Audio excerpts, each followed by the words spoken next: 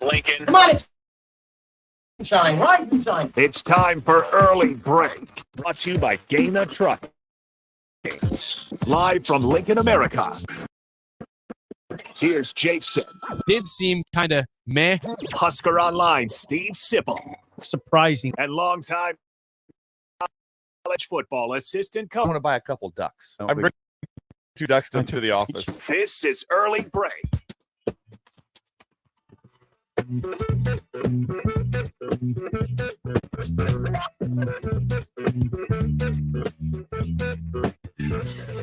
Good morning. Happy Friday to you. Steve Sipple out again today in Minnesota. Jake Sorensen, Bill Busch on Early Break. You can always call or text 402-464-5685. Watch and comment on Facebook, Twitch, YouTube, Twitter, and Allo Channel 951. We know you have plenty of thoughts after last night's another loss that was on track to be a victory. Bill, Nebraska led this game late in the fourth quarter, 10-3 with the football. They fumble at midfield. Minnesota scores a touchdown on a 4th and 1 catch by Jackson, the wide receiver. Nebraska turns the ball over again with an interception. Gophers get a field goal. 13-10, Minnesota wins in regulation. Yeah, It's the ultimate car sound. It does. See, for the fans that set you back, there were so many moments in this game of different things that happened, and we'll end up eventually hitting on all of them as we go through the game in great detail. First thing, I feel for the Huskers. I feel for anyone who has a late fumble in a game, because there's no chance it was like, well, I didn't really care. No, they cared, and so I feel awful, for the ball being put on the ground. I was telling Jake Sorensen, that's me, that's you. I missed it. So I had an unbelievable experience last night. Please tell us what happened, Bill. Unbelievable experience. So my nephew was flying in town for a funeral. And so all 3 of my nephews showed up, along with Sydney Bonta, Busch / Stearns now. So she showed up with her husband, and we all watched the game in the garage, going back and forth between the Florida. Great night. It was a great night. Beautiful night for the garage. Those guys all played college football. Okay. Nick, who flew back, also was a graduate assistant for me in football. So it's a very football knowledgeable crew. So we were watching a lot of things. When they hit the spot pass out of the backfield to Ramir Johnson for the first down, with about 3 minutes to go, 4.5 minutes, 4 minutes to go in the game, something like that. So they hit that one. So 2 things came up. I was like, it was 3rd and 4. It was 3rd and 4, and they hit a sit-down little spot route versus cover 2 into the boundary. It was a great call by the offense. And I was right away, I'm like, you can't run that coverage at this time because you have free access throws. It's just not good. And so we flipped over to watch some of the Utah end because Florida had scored, made it kind of interesting. Okay. So we were watching the Florida game against Utah. Then we flip back, and I'm like, hold it. Minnesota has the ball. What happened? And then we had to go back, and then my nephew had to go back and look up online, like, what happened. Then we saw the fumble, the fumble that took place from there. And so, with that, and then the thing that was so interesting was that I felt that Minnesota had several times some complete buffoonery. I used the word buffoonery. I agree with you. On I think both play teams calls, different times. Yeah. But they get down there, and it's like 1st and 12 1st and 10 at like the 12. Time's not an issue whatsoever. I'm like, well, they'll run the football. They're going to try to get it to second because they have 4 downs. They're going to try to get it manageable. Instead, they threw it incomplete, bounced off the guy's the tight end's face mask. I mean, they threw it right in his throat and he dropped it. Yep. Everything was going for Nebraska. And then it appeared they had a chance for an interception on 3rd down. I thought they had it. I thought Gifford had the pick. I'd like to re-see that to replay that and see it. But it looked like he had a pretty good opportunity. Is that right? It was Isaac Gifford. Yeah. I thought when the play happened, I thought he picked it off. I'm like, how did he miss that one? Yeah. And then the next one was one of the most remarkable plays we'll ever see in college football. Daniel Jackson, who had 9 catches for 68 yards and that incredible touchdown. We talked before the show that gets outside hard who gets the left of the end zone. It was not a very good throw. I thought it went a little far in the throw, right? He did. He was under duress. Yep. And it was a double move. Yep. It was, you know what it was? It was It was. That was you at Wesleyan. It was a slanting. It was a double move is what it was on the outside, and there was an eye violation on the play, and it was but just to give the credit where credit is due, the throw was not a great throw, and for him to be able to keep his 1 foot off the ground that was like what, 4 yards out of bounds? Yes, it was 4 yards out of bounds, and to get his toe down, it was incredible. Like, I'm trying to do that play itself at the house. I mean, how would you in that moment going that fast with your right leg being the first? That should have been the first leg down. The fact he kept that thing up in that moment and dragged that left leg is unbelievable. Like you said, that's one of the best catches we've seen in a while. One of the best. It's incredible. When I was watching, I'm like, thought out of bounds right away. I've got 30 some years of Division I coaching. I go, that was one of the most incredible catches I've ever seen. But your first thought was he was out of bounds. I right? did, but my first thought, I go, they're going to replay that. I think he's out. And they showed it over 8 times, and it's like, nope, he got his toe down. And that's where the difference is also, which is so crazy, where field turf is an advantage for review, because you could see the pebbles come up from his toe, and the other one was still above. And I'm saying his other foot was maybe a half a millimeter off the ground. It barely. But I mean, it was so close. He couldn't have kept it up any longer. No, it was as long as it could possibly go. Incredible. It was incredible with what happened to it. And then with that, and then obviously then it was like, okay, overtime's not a bad thing. It's still 10-10. And then obviously there's a turnover. And then again, I would say this, it was buffoonery again by Minnesota. They almost took themselves out of field goal range. Got sacked, and then got a false start. Sack and a false start back to back. And then they hit a run, which when I was watching the game, they're like, what do you think's going to happen? I go, they're going to run the football. They have to get 6-7 yards to give them a chance. And they did. They hit a decent one. But they went back to back horrible plays. And so it was just kind of a remarkable. And then, like I said, their kicker is a good kicker. He missed the one from 50-something. 54, but he had the distance. Missed it left barely. Just missed it left. Almost misses an extra point, though. Almost tied up. So on the last one, it's exactly. He almost misses the extra point. Okay, they have to make that. It's like, oh my. Yeah. How we didn't almost to have that happen. So you have to give Minnesota a lot of credit for hanging in there and making the plays when they had to make the play. See, I thought with that kicker, man, he makes his first field goal from like 30 yards, misses the long one, almost misses the extra point. So I thought, okay, is he going to be confident or is he going to be rattled for this kick? Yeah. That thing was right down the middle. That kick never had a chance to miss. It was square down the middle. And if you're a Husker fan, you think, okay, we have seen this movie so many times before. We've seen crippling losses that were close. Maybe we came back and lost close. Maybe we had a lead and blew it. You're thinking, all right, if this is truly a new era, something's going to change. Maybe they missed the kick. We win in overtime, and we can say, well, we almost lost. But instead, you just have this crippling pain again of why. And if you're watching the post game, I felt sad for Nebraska fans, because you see on Fox, guys like Urban Meyer, all the guys, Matt Leinart, just like, I feel bad for Nebraska. Like it's the same story every year. They're not a bad team. They struggle to close football games. They find incredible ways to lose. And we're like, yeah, we know. We won every day. It sucks. It's painful because you're not getting beat 49-3, which is a win, a confident thing. But now you're heading to Colorado 0-1. And again, we thought that could be the case. But the way it happened is why it's painful this morning for next week. It'll be interesting to I'll jump ahead just for a second until we go backwards. Sure. Is that it'll be interesting to watch, because I will be shocked that Colorado's not a better football team than Minnesota. And it might be you don't know that for sure, but I'll be shocked, because I thought Minnesota was very limited, very, very limited as a complete football team. It was obvious they did not have the O-lineman up front. No, they did not have Mo Ibrahim. They had decent reaver. They were not even remotely close. So it was a perfect setup for Nebraska to do well. But in the end, I think was that both teams were under 300 yards of offense. Yeah, and the Gophers team, again, like you said, with Ibrahim the last few years, they ran the football. Their total, they had 25 carries for 55 yards last night. They averaged 2.2 yards a carry, a long of 11. That's it. That's it. That's a tough game for Coach White and the defense when, yes, they gave up 10 points in the last 2 minutes, but they had 3 points. They played a good game with whatever it was, 3-4 minutes to go in the game. They had 3 points. That's all that they had. And so they played very good, very good. And in the end, again, I'm going to judge it as a whole. Under 300 yards, 13 points. Should be a slam dunk victory. Right.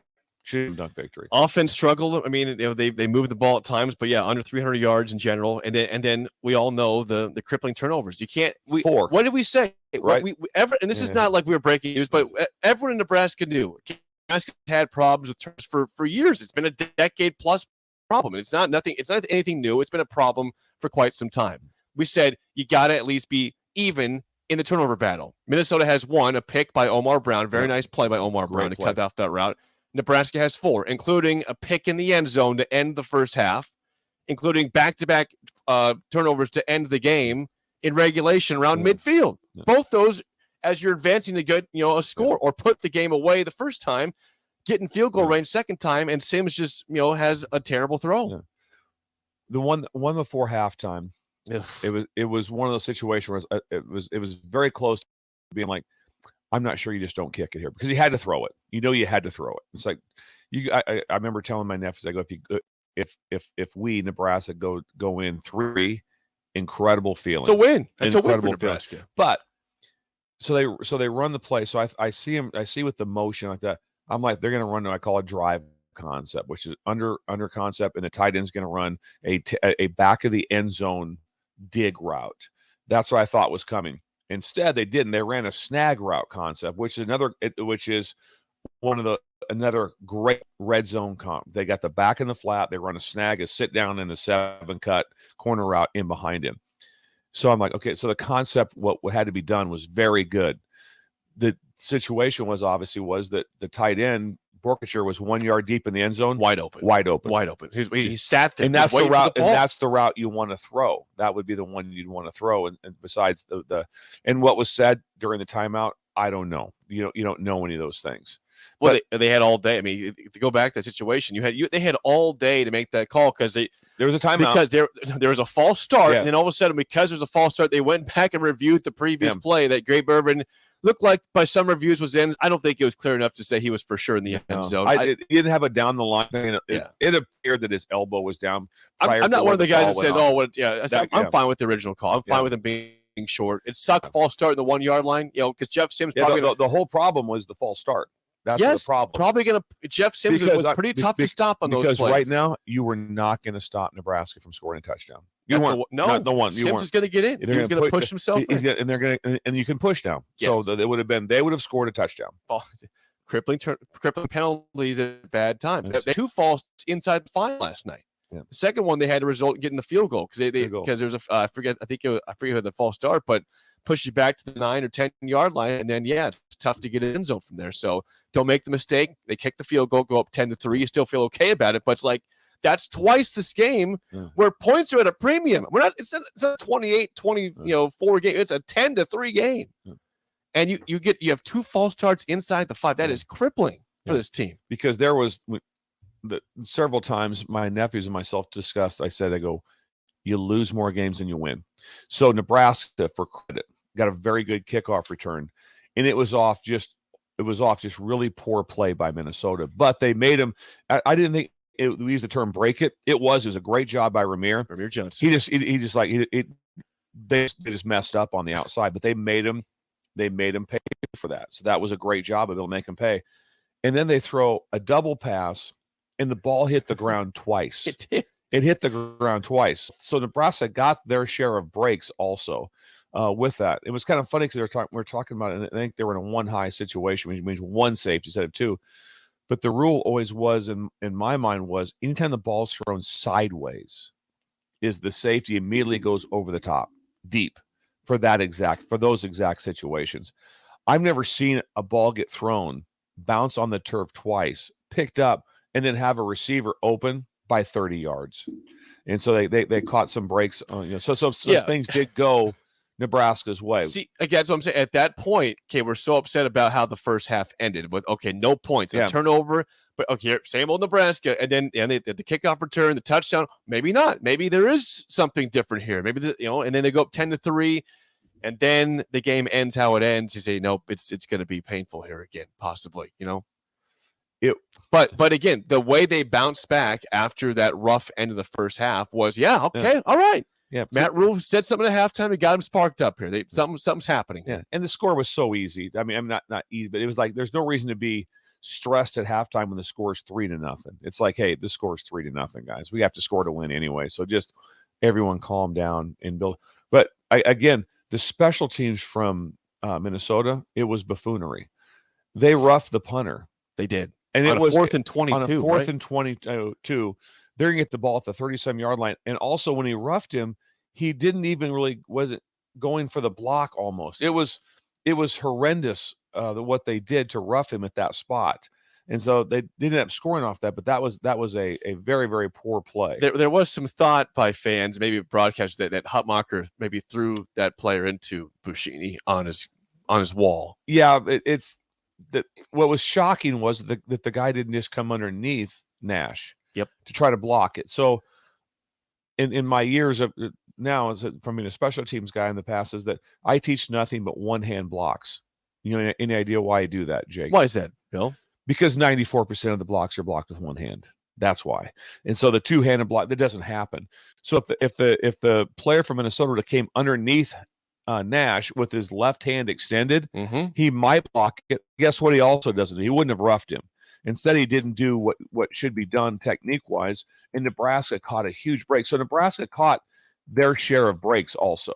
You can't deny that. They had a double pass, hit the ground twice for a touchdown, wide open. Then they had a roughing the punter play, and they had a bust in coverage on the kickoff, which they made them pay for. So it still counts. You had some breaks, so it still counts. But so it wasn't like we're not getting a call, we're not getting a break. And also there was one later in the game when they showed the replay. I'm like, oh, that's a good play. I'm like, nope, that was pass interference. There was a pass interference clearly on Singleton. It was a clear pass interference. I thought bang, good call. Replay, I did too. No, that's what I said. That's all right. I go, good. I go, that's a good call. Yep. And I'm like, oh, no, it's not. Yeah, you watched the real play.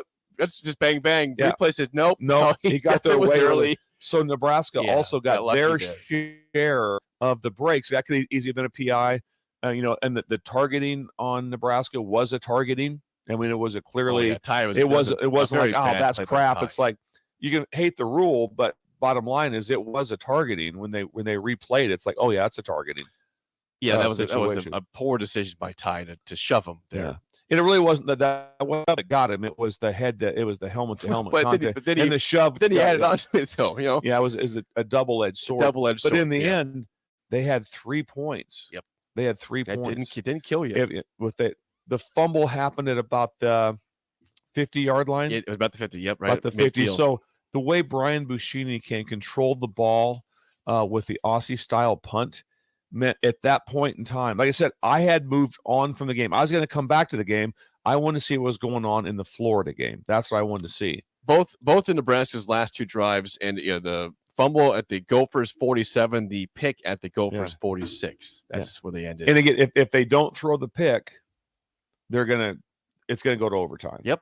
But they got the pick and then gave him a chance. And then again, as we discussed, complete buffoonery again by Minnesota. But they took a sack and then they had a false start. And it was still found a way to win. They were in field goal range, and then they took themselves out of it.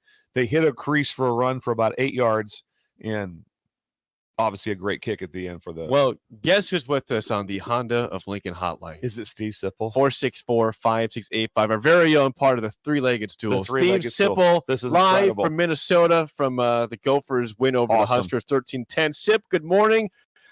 We were texting in this game. We felt pretty good about it, Sip, and then Nebraska did Nebraska things and found a way to lose. Not just lose, but lose in regulation. Well, walk us through your thoughts on the final 5 minutes of that football game, Sip, how it just went from 10-3 to a loss for Nebraska. Well, first of all, good morning. Good morning, Steve Sipple. I'd love to hear the word buffoonery used several times. Buffoon, and there was buffoon. Would you agree with that? There was some buffoonery by Minnesota. Yeah, for sure. Jake, thank you for texting me the number. I would not have known 46456. Just confirming you knew it. You never know, Sip. Hold it. Time out. Jake texted you the number. I did. I texted it to him. I just had to make sure he knew it. Thank you. He's got a lot of things in his brain, Bill. Bill, zero faith in the old. Zero. Yes, zero faith in the old man. Odd. It's not hard to dissect. I mean, they turned it over twice. Bad. I mean, I'm not excusing Anthony Grant, but sometimes in sports, people make plays against you. And number 5 came in from the side. And again, I don't want to do. Some of the guys in the press box were going, "Oh, there you go," and defending everybody. I'm not really defending Anthony Graham, but I am saying Minnesota made a play on that. They did. They punched it in. They did. So for everyone, yes, for everyone. Go ahead, Steve. Go ahead. No, you go ahead. So through the study of over the last, we did about a 5-year study at LSU about what causes fumbles. And sometimes we used to always talk about, hey, second man in, someone's got him wrapped up or like that. Next man in, claw it out, get it out. That's what we need to do. The study doesn't say that at all. The study says the initial punch of a ball is the number one way the ball comes out, which is, after I saw the replays, exactly what happened. The initial punch is a haymaker. Yeah, it was a haymaker shot at it.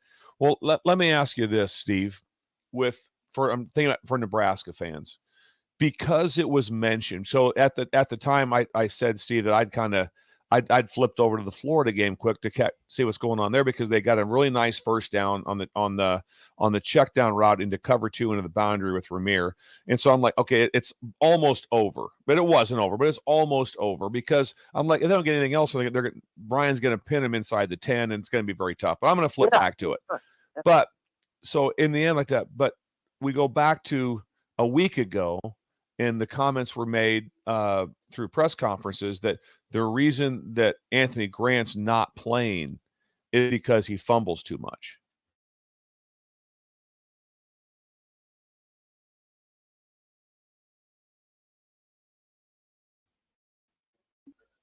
Well, he said what Rule said, guys, is that Grant runs that particular play well. Smart. So Yep. So Bartle put him in the game. Bartle had him in the game. And, the Rule had him in the game. I mean, he's the head coach. I mean, I assume he could veto personnel like that.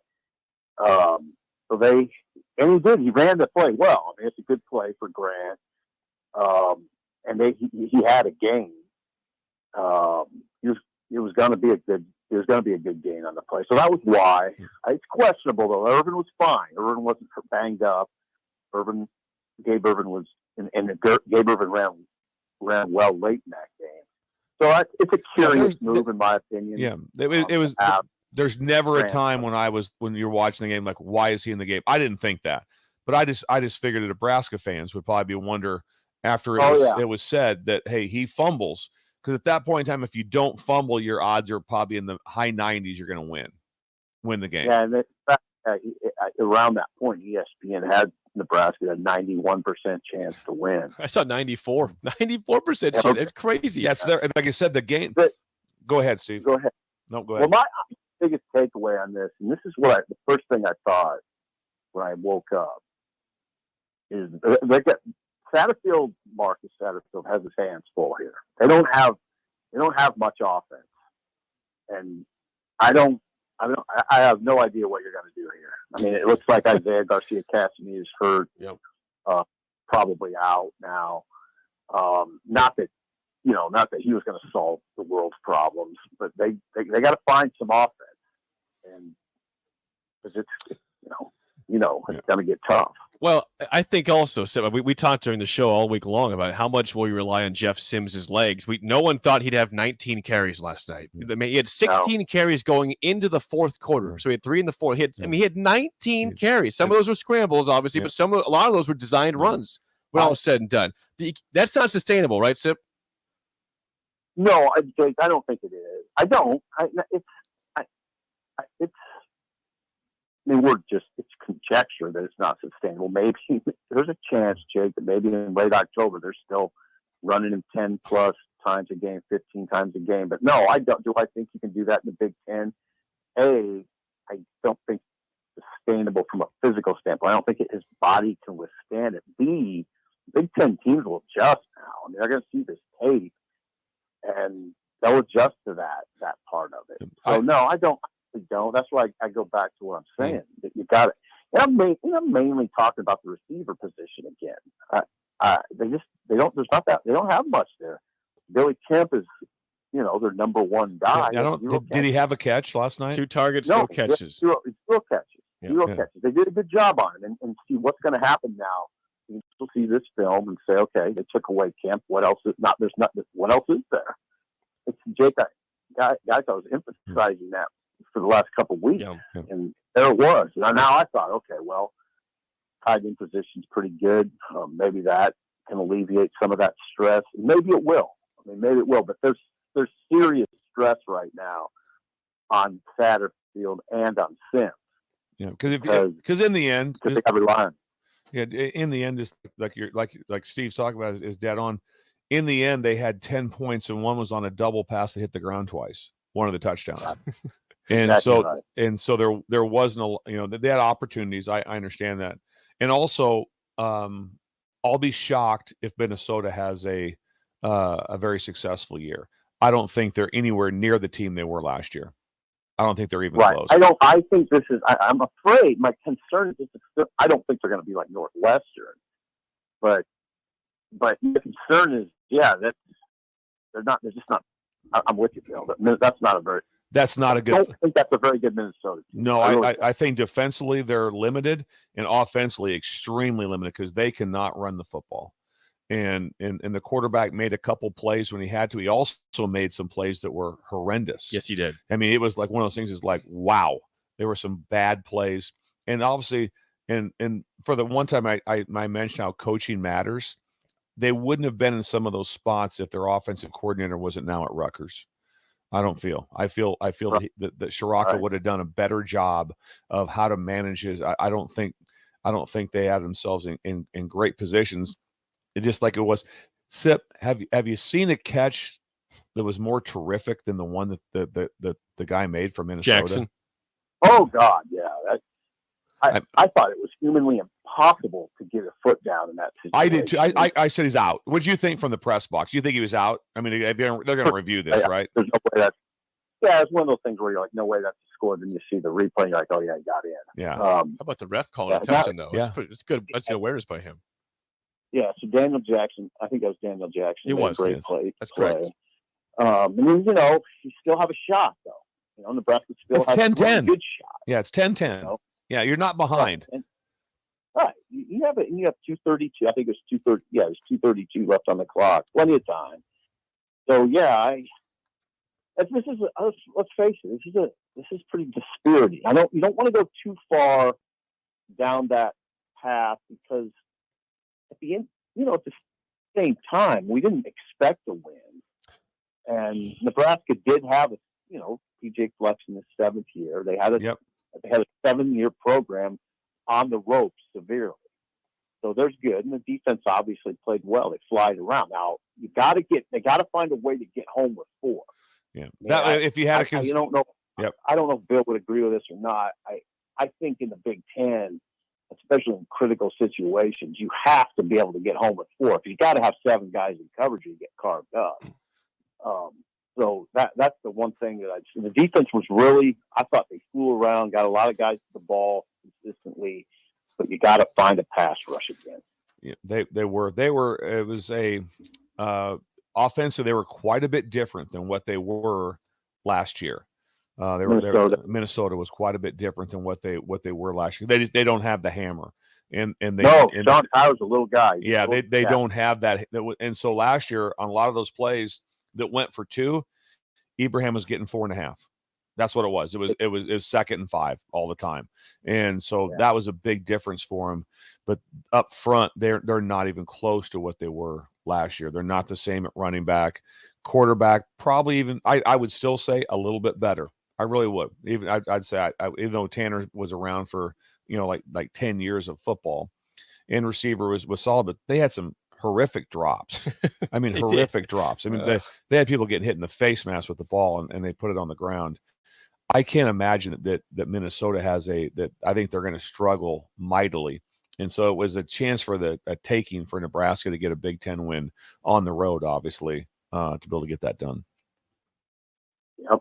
Yeah, there's a lot to think about now. And mainly, I think Satterfield has a lot to think about. So it's an interesting conversation because it's not all obviously his fault, but the portal's the portal. You can go in and get receivers.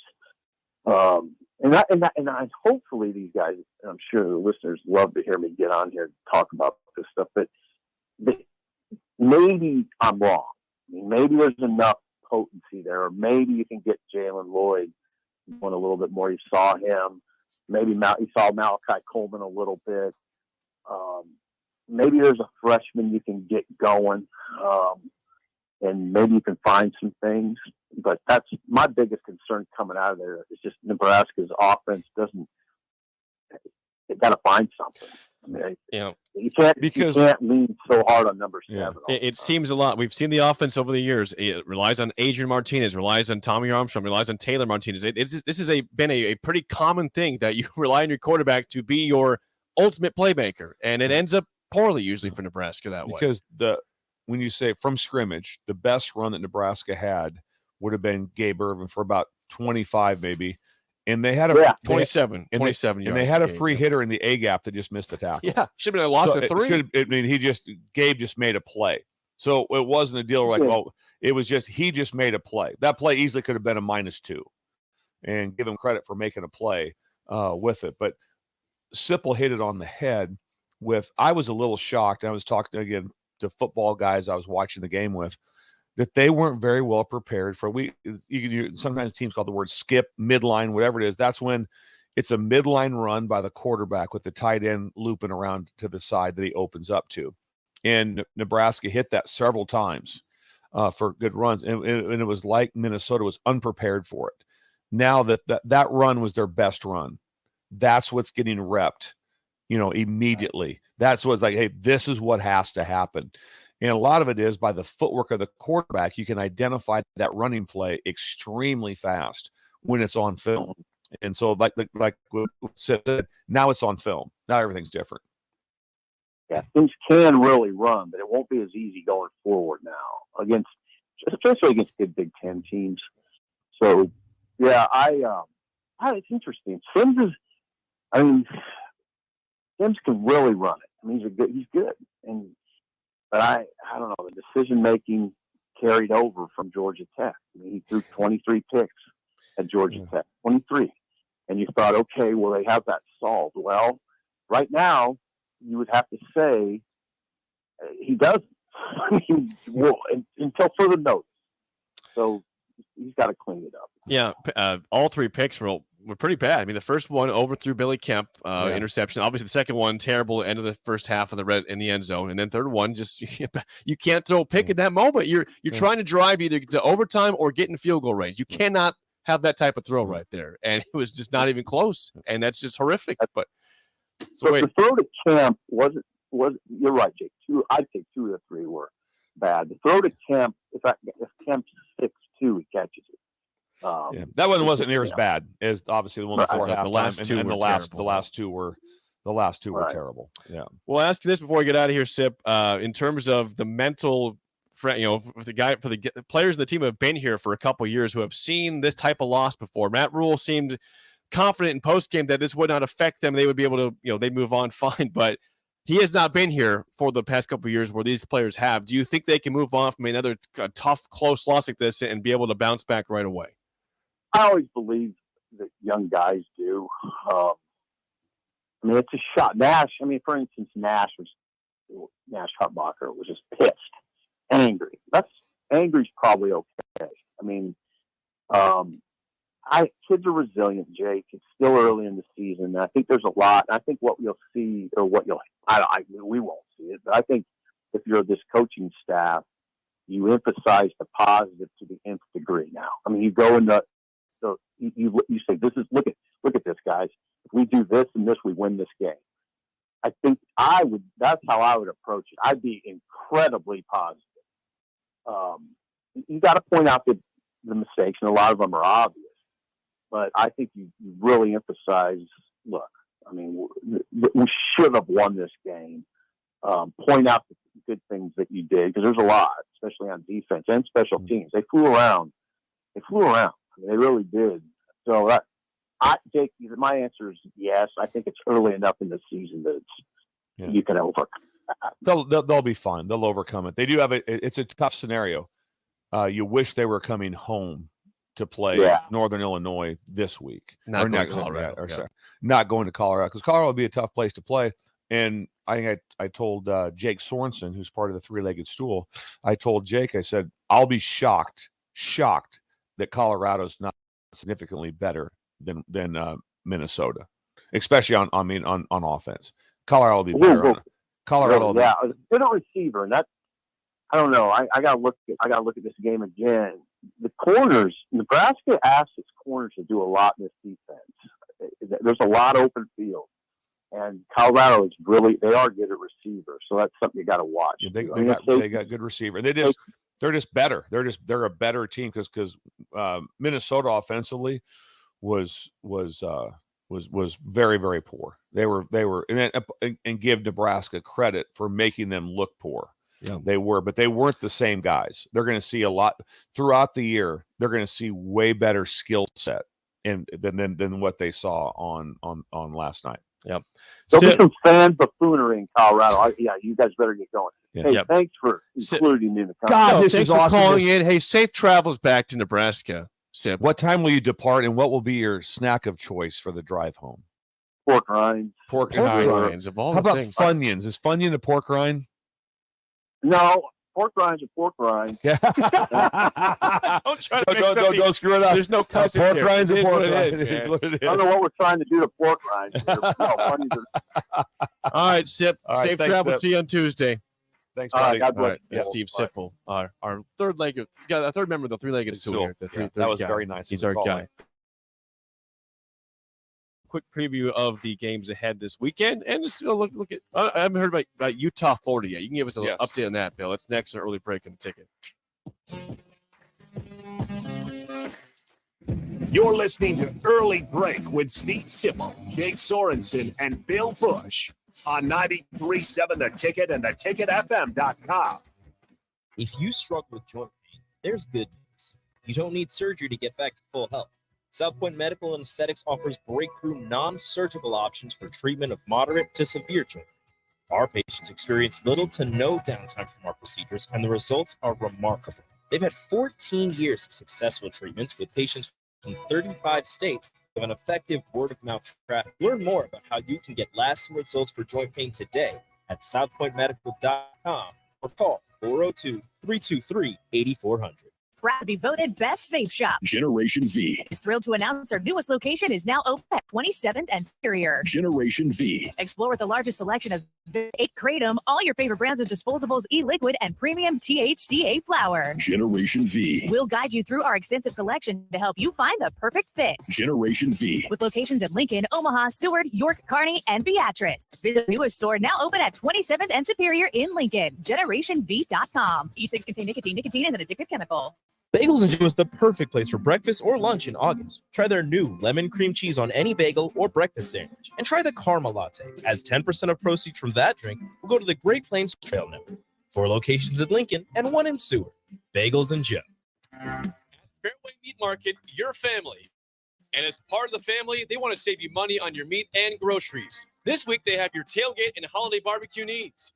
Enjoy all natural whole pork butt for just $1.69 per pound. USDA Choice whole brisket for $3.99 per pound, and 30 packs of Busch Light for only $15.88 when you buy $4.01 in fresh meat. That's all at Fairway Meat Market in the Rockland Square Shopping Center just south of 84th and Van Dorn in Lincoln. Experience the Landmark difference with the next level of dealer support. Landmark, your local John Deere dealer, continually works to have parts on hand the first time you walk in the door. Our internal route system means we can get the parts to you typically same or next day to keep you up and running. At Landmark, we understand time is money. Get more uptime with our after-hours parts and service support on the phone or in the field. Our sales, precision ag, parts, and service teams are ready to serve you this planting season. Stop by your local Landmark today to experience the Landmark difference. General contractors, business owners, property owners. The success of your business requires doing business with the right people. And the right people comes to drywall, acoustical ceilings, and specialty products are at Premier Drywall. Kevin and his crew will give your project the response and attention it deserves. You'll get all of the attention to detail and quality that you would expect from someone who's been in the business for 30 years. For your new builds, build-outs, or renovations, reach out to Kevin. Kevin at PremierDW.com. Premier Drywall in Lincoln. Action Plumbing, Heating, Air, and Electric is the call I make when I have a need for plumbing services. Whether it's for my home or office, if I need a repair to a water heater, softener, or even my garbage disposal, I know I can count on Action to help. In one simple call, their amazing customer service team promptly schedules a service call, often getting to my needs within a day. Action delivers honest, quality services we can count on. To learn more, visit actionlincoln.com. Gaina Trucking is hiring CDL Class A and B drivers. Gaina Trucking guarantees a 40-hour work week year-round, and their strong team culture makes it not a job, but a career. Gaina Trucking offers health, vision, and dental insurance, 401k with company match, an employee assistance program, and other bonus programs. Build a better career today with great team culture at Gaina Trucking. Learn more and apply today at GainaTrucking.com. This I'm not on drugs. I'm not drunk. is Early Break with Sip and Jake, brought to you by Gaina Trucking. Weekday mornings from 6 to 8 on 937 The Ticket FM.com.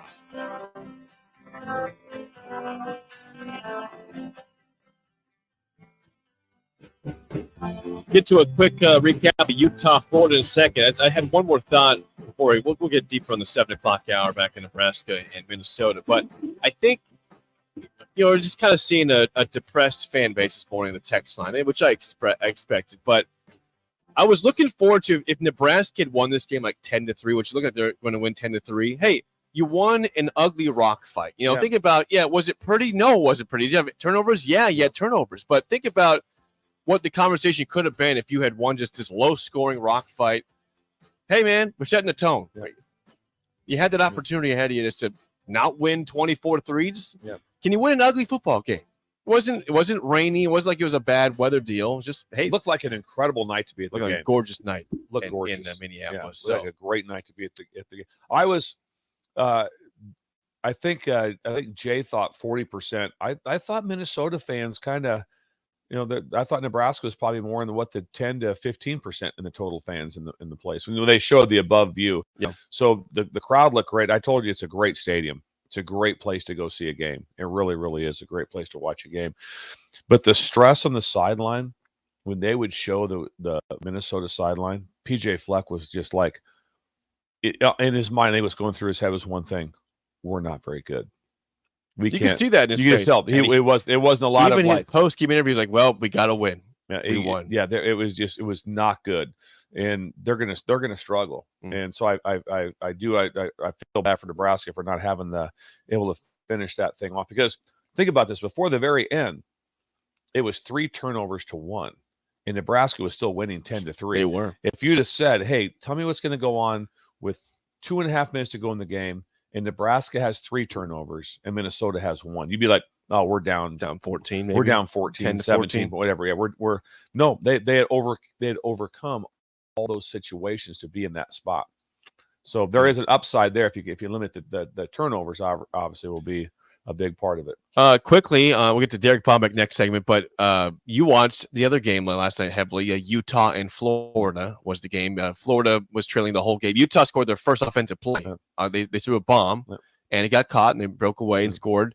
What was the final score? Was it 24-11? 24-11, Utah wins. They held them off at the end. And that's also what was incredible was it was one of the best offensive play callings I've ever seen by a coach, by Andy Ludwig. And I know it'd be like, "Oh, that's your friend." I know that. They didn't have their starting quarterback. Cam Rising wasn't playing for them. They had to go to their backup quarterback. And what they did against an SEC team that also had a rough year last year, and they knew they had to get better. They had to have the portal, all those different things. And also don't forget that they threw a double pass from a wide receiver to down the field. The guy was so wide open. He was open by 40 yards. And he overthrew him. So they also left one out there that could have been.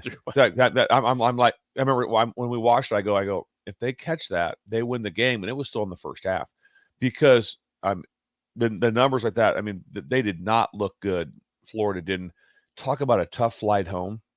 You're flying home going, okay, we got beat by a very good team. Don't get me wrong. We got beat by a very good team. With their backup quarterback. And who do we play now? Tennessee, Georgia, Kentucky. I mean, LSU. So they have some teams coming up. It's like, how are we going to beat those? So talk about having a tough one for us. But what a great job by Utah. And obviously, those guys are all good friends of mine. So I was very excited. That's why I missed the fumble, because I'd flip back over. That was a 24-3 game going to the fourth quarter. I mean, Utah was in control. Again, home game, but still backup quarterback. And Barnes, he didn't have a big game besides the one pass. He had the big touchdown, but they just, we knew that their defense was pretty good. Now, Florida had 300+ yards passing, but again, 11 points is 11 points. 11 points. That's it. All games are judged as a whole. So in the end, I thought that this is what it is at this time. This is what it comes down to be. So they did a great job. So I was flipping back and forth between that. So that was kind of fun to watch. Tonight, you have a couple games in college ball. See who's playing tonight real quick. We have, you got the Battle of Miami tonight. Miami of Ohio, Miami, Florida. Yeah, they're kind of fun to watch. The Red Hawks and the one I'm excited about is the 10 o'clock game. Hawaii and Stanford. That's tonight. That's at Hawaii. We got Lance Leipold tonight too. Missouri State hosts the Fighting Kansas. Leipolds. Yes, Fighting Leipolds tonight. That's at 7 p.m. on the Big 12 network, ESPN Plus. Yes, that's always easy to get. Oh yeah, very easy to get that. Yes, very easy to get. And we do have a Big 10 game tonight. We have Michigan State hosting Central Michigan. Spartans are 14-point favorites. I think that's a great game to see. What do they look like? What does Nebraska opponents look like? Very, very important. Keep an eye on that one. So when we come back, our next guest is here, Derek Bombeck, Director of Sports. Director of Sports here to try to get a tight T-shirt on. The mood back he's got up a tight T-shirt on. He's showing up the gun show on a Friday. Can't wait to have him in here. Derek Bombeck and Song of the Day next on Early Break of the Ticket. You're listening to Early Break with Steve Sipple, Jake Sorensen, and Bill Busch on 93.7 The Ticket and theticketfm.com. If you want all the latest technologies from those big banks, but you also want that hometown feel when you walk in the front doors, choose Midwest Bank. They have top-notch technology. They make banking so easy, and they also have the friendliest staff who will take their time to get to know you and treat you like family. You get the best of both worlds when you choose Midwest Bank. I live on the go, and now I can bank on the go. With Midwest Bank, I have everything I need at my fingertips. I'm volleyball player Allie Batenhorst, and at Midwest Bank, you'll love banking here. Hey, Mike, I heard the Finish Line is going to be broadcasting live from Eagle Raceway on September 3rd. Yes, we will. We are going to do a pre-race finish line from 4 until 5. Then Tom and I jump on and do Husker Rewind from 5 until 7. Rebecca joins me again, and we're going to do another hour of TFL from 7 to 8. Anything else going on? Like what? I don't know. Maybe we should see if we can get someone to ride in their 2-seat race car. Yeah. A former Husker. How about that? Maybe an All-American. Oh, somebody who holds 5 franchise rushing records for the Green Bay Packers. Come on, Green. Join 93.7 The Ticket this Sunday live from 4 to 8 p.m. at Eagle Raceway for the Race Saver Nationals. Mike Melby, Tom Stevens, Rebecca Pearson, and Husker legend Amon Green will be on hand bringing you all the dirt track action. That's this Sunday, September 3rd at Eagle Raceway. Gaina Trucking is hiring CDL Class A and B drivers. Gaina Trucking guarantees a 40-hour work week year-round, and their strong team culture makes not a job, but a career. Gaina Trucking offers health, vision, and dental insurance, 401k with company match, an employee assistance program, and other bonus programs. Build a better career today with great team culture at Gaina Trucking. Learn more and apply today at GainaTrucking.com. If you struggle with joint pain, there's good news. You don't need surgery to get back to full health. South Point Medical and Aesthetics offers breakthrough non-surgical options for treatment of moderate to severe joint pain. Our patients experience little to no downtime from our procedures, and the results are remarkable. They've had 14 years of successful treatments with patients from 35 states because of effective word-of-mouth traffic. Learn more about how you can get lasting results for joint pain today at southpointmedical.com or call 402-323-8500. At Fairway Meat Market, your family. And as part of the family, they want to save you money on your meat and groceries. This week, they have your tailgate and holiday barbecue needs. Enjoy all natural whole pork butt for just $1.69 per pound. USDA Choice whole brisket for $3.99 per pound.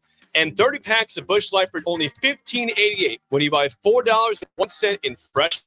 That's all at Fairway Meat Market in the Rockledge Square Shopping Center just south of 84th and Van Dorn in Lincoln. My dream was to work in commercial banking, but it required a college degree and I didn't have one.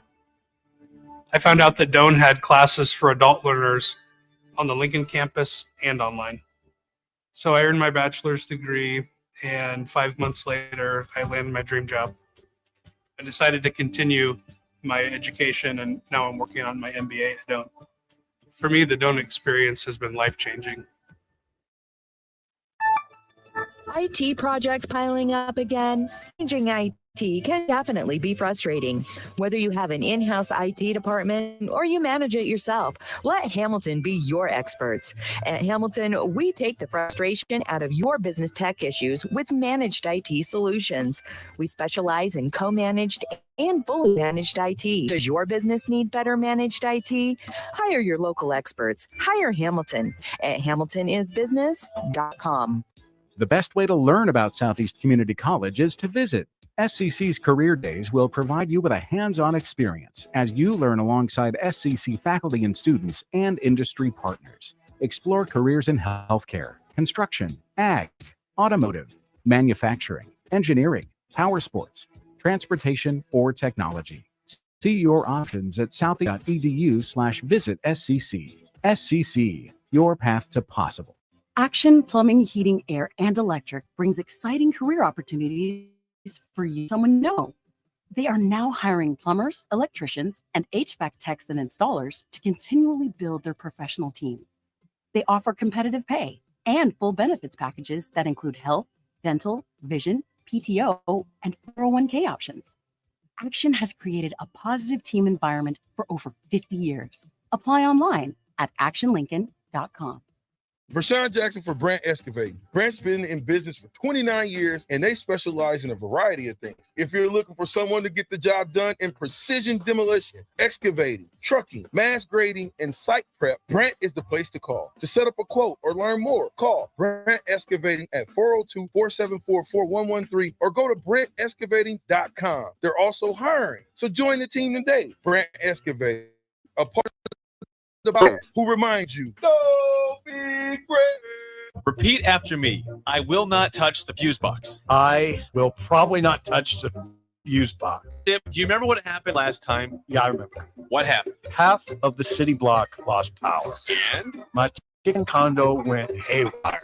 That's right. The chickens ran wild. So what do we do instead? Call Joe at Ambition Electric and let him handle everything.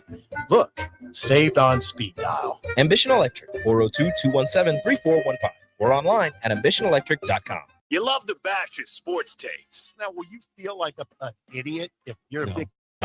if you're a big tough guy this morning? But you really love to voice your displeasure for his music choices. Stumbled on an issue that I did not think would generate this much passion and discussion. It's time for Jake's questionable song of the day on Early Break on 93.7 The Ticket and theticketfm.com.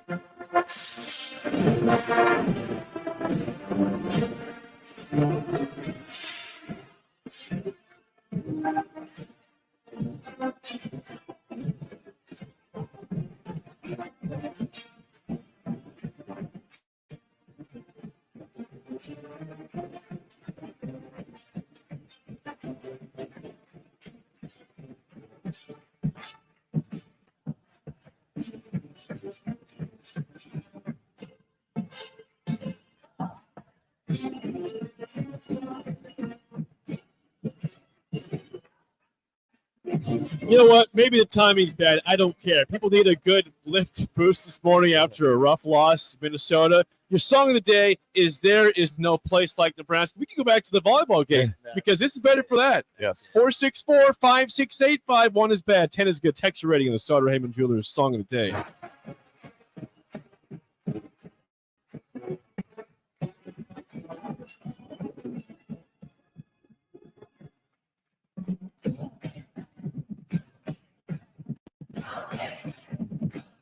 You never know what you're going to get for Song of the Day, Bill. You never Derek, know.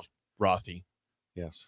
All right, Bill, what do you got? What do you got ready for that? I'm going to give it a 10. There's no place at Nebraska. I'm a Nebraska guy. I'm not going to all of a sudden. It'd been better if change. what? I put it I'm in going to there say yesterday. 100% for everyone in here would agree. A win would have been. If we had the won, song we'd be would have clapping been. along to it. Now Derek's like depressed over here. Look at him. just Look at dead. the guy. Yeah, my soul's hurt. Bill's go with the 10. All right, we got Derek Bombeck, the director of sport for Visit Director of Lincoln with Sport. us. What is going on in Lincoln? Oh, well, let's get to the song reading first. Yep. Yeah. Yes. If we'd have played this after Wednesday night on Thursday Should've. morning, yeah, 12 plus. Yes. 12 plus. I'm still just Look at I'm Derek. a He's lost soul. I'm depressed like a yet. puppy who just saw his mom get run over on the road by Bill Busch in his hunting shirt over here. Whoa. That got deep. That got really dark. That is dark. You get a 5. Rico, you that get a got really 5. dark. You get a 5 for me today. I'm just Look at Rico. Rico's like, that's really It's dark. like, wow, man, you okay? We got to talk here. now. Yeah. It's going to take some time. That was a tough one for me That was tough. Okay. because I didn't buy in at all that we had a chance to win that game before the game started, and then And they're up 10-3. mid fourth quarter, I'm like, maybe. They're going to do this. I don't know Yeah. if there was a time when, from watching the game, where I wasn't like, I think Nebraska will win. Because right initially, it wasn't like, man, we are just hanging on. Nope, Yeah. nope. Minnesota did not look good. No, And they didn't. They did not look Crappy. good in a lot of aspects, with it. And so I was like, that was really shocking. So there was never a time after maybe the first, end of first quarter. I'm like, oh, Nebraska will win. And this. the way we came out the second half, I'm like, okay, here we go. Both sides of the ball. are Kick off playing, doing what return, they a need little to do. Fumblerooski touchdown. Yeah. Yeah. A pass. I love that one. I love how we came out through a double pass that got dropped twice. That's your touchdown play. And then again, and the ball bounced up perfectly. 'Cause if Nailed it's it. rolling, Nailed it. he's probably just Yeah. going to dive on it. Yeah. If He tried to throw it, throw Yeah. it still. and It worked out well. I've never seen like that before. It was like, and he was open by 30 yards. Yeah. 30 yards. Yep. That Imagine- happens. That happens a lot in football. So my dad will talk about this on kickoff returns, and we had this at Wisconsin and we ran it, where you actually would fumble the ball on purpose on the kickoff return because the other team is 35 yards away. Yeah. When you fumble a ball, everyone loses their mind, and they're 50 yards away. They lose their guard. So yeah. somebody back there lost their mind when the ball hit the ground. Just lost their mind. It was like they have nothing to do with that. But when the ball hits They the gave ground, up on the play. everything just Twice. twice. The ball hit the ground twice, and it bounces up to him because it could have just been rolling out of bounds. And that's Yeah. because it was a backwards throw. It was a fumble. I remember when I watched the play, I'm like, hey, that's a fumble. That's a fumble. You got to get on it. Nope, picked it up, threw it for a touchdown. And so it's like, okay, things are going the right direction now. Yeah, going the Nailed right it. direction. Derek, you brought a guest. Who'd you bring here today? Yes. Adrian Roth, one of Chris Raff's good buddies. That's Raph- awesome. A friend of Yeah. Raph's here with Yeah. us. Adrian, how you doing? Are you okay this morning after last night? I'm fantastic. Okay, we're glad to have He's you a here. friend of Pork. Yes. He's a friend Pork. of Pork. My buddy Pork. Oh, that's a great name. Mike Cunningham. Yes. I like the name. Pork. Coach, yes, he played at New Mexico State for us, and then also that now he's coaching at Northwest Missouri. Right. Okay. Pork, what a great name. Well, That's a great name. Derek, let's get into things that have happened Yes. because Let's. it was a great week. It was a bad night last night, but it can be a good weekend ahead. Let's go back in time to the week that was, back to the Guardians of Freedom air show. Yeah, the last couple weeks, Lincoln needs to just understand what happened here. Oh. And appreciate it. Like so much happened. So yeah, let's talk about. Can I raise my hand first? Yeah, please. On the air show, because they talked about when we were out there, they're expecting 100,000 each day. Didn't they go 340 some thousand? 340,000, That's insane. 190,000 the first day, Yeah. 150,000 the second day. Incredible. An incredible show. The weather was fantastic. Maybe a little hot the second day, but you can't expect anything less for an air show. The Chamber of Commerce, the Air National Guard, the Lincoln Airport Authority, everybody did a phenomenal job putting it together. And the Blue Angels are very, very critical on, as you can imagine, because they're so precise. They're the Blue in what they Angels. do, on where they go and how often they come back, that they were so complimentary of Lincoln and how well the show was ran, that like they said, yeah, anytime you want us back, we'll be here. So that was phenomenal. I wouldn't mind having them back next week, because I didn't see it. Bring it back, Blue Angels. Come on, let's do it again next week. Run it back. On That's top of incredible. that, the very same weekend, again, we talked about this before, but the Gravel Worlds, it brings over 2,000 participants from across the world, all 50 states, 16 countries, 4 continents, converged on Lincoln the exact same weekend that the air show was going on, when 340,000 people are doing that, 2,000 participants, plus how many other, observers are watching the world's top gravel cyclists compete in Lincoln for a world championship was phenomenal. Zach Bryan sold out Pinnacle Bank Arena the very following Tuesday. I heard that was a phenomenal show. And then on top of that, mind you, Nebraska volleyball sets a world record for 92,000 world record, on Wednesday night, which, obviously we talked about this. If you were there, I've never experienced a Memorial Stadium like that. It was just a different feel. I mean, I had goosebumps for about 45 minutes straight. It was emotional. It was awesome. So 92,000 Lincoln. It was Lincoln. way to go. I mean, Lincoln. we were on in the the map state of Nebraska, nationally and internationally after the last week and a half. So it was phenomenal. The volleyball game, you couldn't be more on the map. There wasn't a show that I listened to national. Yeah. There wasn't like, did you see what happened in Lincoln? I mean, I'm listening, like I said, I listened to a podcast of Neuheisel and those guys on ESPN on 84, and they're just like, did you see what happened in Lincoln, Nebraska? Imagine if they won last night. Yeah. You just build on all that. But I love seeing a lot of the comments about these other states going, oh, wait till we put Texas and Texas A&M in Jury World. It's like, you're not going to duplicate what just happened here. And it wouldn't be the same vibe of any And now- of any No. sort. I said, because my family all went. I couldn't go because Sugar. I had to watch Sugar. Yeah, sure. But on what it looked like visually on TV was also incredible. It wasn't like, I think, how was it? Look, I'm like, when they came home, I'm like, that had to be incredible because what I saw on TV was incredible on what it looked like. Moving on, Derek, it was a great week, but how about you were at some trade shows also? What's your update amongst all that, I was traveling the last couple weeks and it went fantastic. Like I said, I was up in Minneapolis 2 weeks ago, took 26 appointments with the nation's top sports suppliers, and I will tell you, everybody is very interested in the new baseball softball complex that just broke ground here 2 weeks ago. On top of that, I was in Indianapolis this week for the NCAA tournaments. No tournaments, just bid cycles. So September 6th, the new NCAA bid cycles are going to come out for all the championships, I guess 88 to the 90, because baseball and softball are kind of locked in for some future years.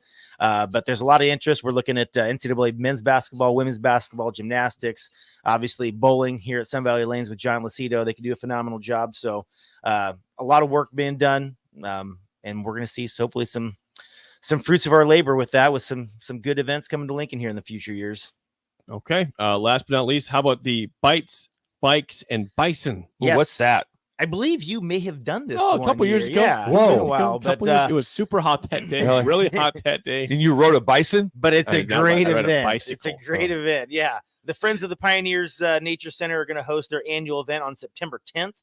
The ride begins at 11:30 a.m. and it costs $30 per rider. Kids 14 and under are free. The route's going to do a 4-mile loop around Pioneers Park before it heads downtown for an extended ride. Take advantage of the specials at Kincaidor, Raising Cane's, Code Beer, and Sorrow Cider along the way. For more information and to register, visit bikereg.com/BB2023. It's long. Just go to our website. There we go. Yeah, there you go. Go to Lincoln.org and look that up. Thank and you. We'll figure it out. That was fading there for a second. well. It was a great, not fading off the information. No. Yeah, it was pretty in depth for me. Though. That was pretty in depth for me. Backslash. Exactly. Let's Yeah. stick away from that Yeah. one. Semicolon, colon. Yeah. Yeah. That Well, got me. Derek, enjoy Director of sport. enjoy your day of golf today. Yeah. In Milford. People know this. My breaking news. Shouldn't I have said that? Nope. Okay. I All right. asked All for the right. day All off. right. All right. He told me day is off. but- He's playing. I don't want to get you. And in I trouble know here. he was on the road working because I talked to him when he was on the road. Yes. Bill called me an Indy. Yes. We've got to talk about that still. Something really odd happened there. Well, that's a tease for next time he's on with us. All right, he's Derek Bombeck, Director of Sport for Visit Lincoln, and his friend Rothy over here, Adrian Rothy. Roth. Hey, enjoy your day of golf, guys. Thanks for coming in. Top of the hour next, you can call us 402-464-5685. More thoughts in Nebraska, Minnesota. Next on Early Break of the Ticket. This is Lincoln's home for sports talk on the FM dial. The home of Kansas City Royals baseball. KNTK FM Firth, 93.7 The Ticket. You're listening to Early Break with Steve Sipple, Jake Sorensen, and Busch on 93.7 The Ticket and theticketfm.com. Hey, Mike, Sean's going to be broadcasting live from Eagle Raceway on September 3rd. Yes, we will. We are going to do a pre-race finish line from 4 until 5. Then Tom and I jump on and do Husker Rewind from 5 until 7. Rebecca joins me again, and we're going to do another hour of TFL from 7 to 8. Anything else going on? Like what? I don't know. Maybe we should see if we can get someone to ride in their 2-seat race car. Yeah. A former Husker. How about that? Maybe an All-American. Oh, somebody who holds 5 franchise rushing records for the Green Bay Packers. Come on, Green.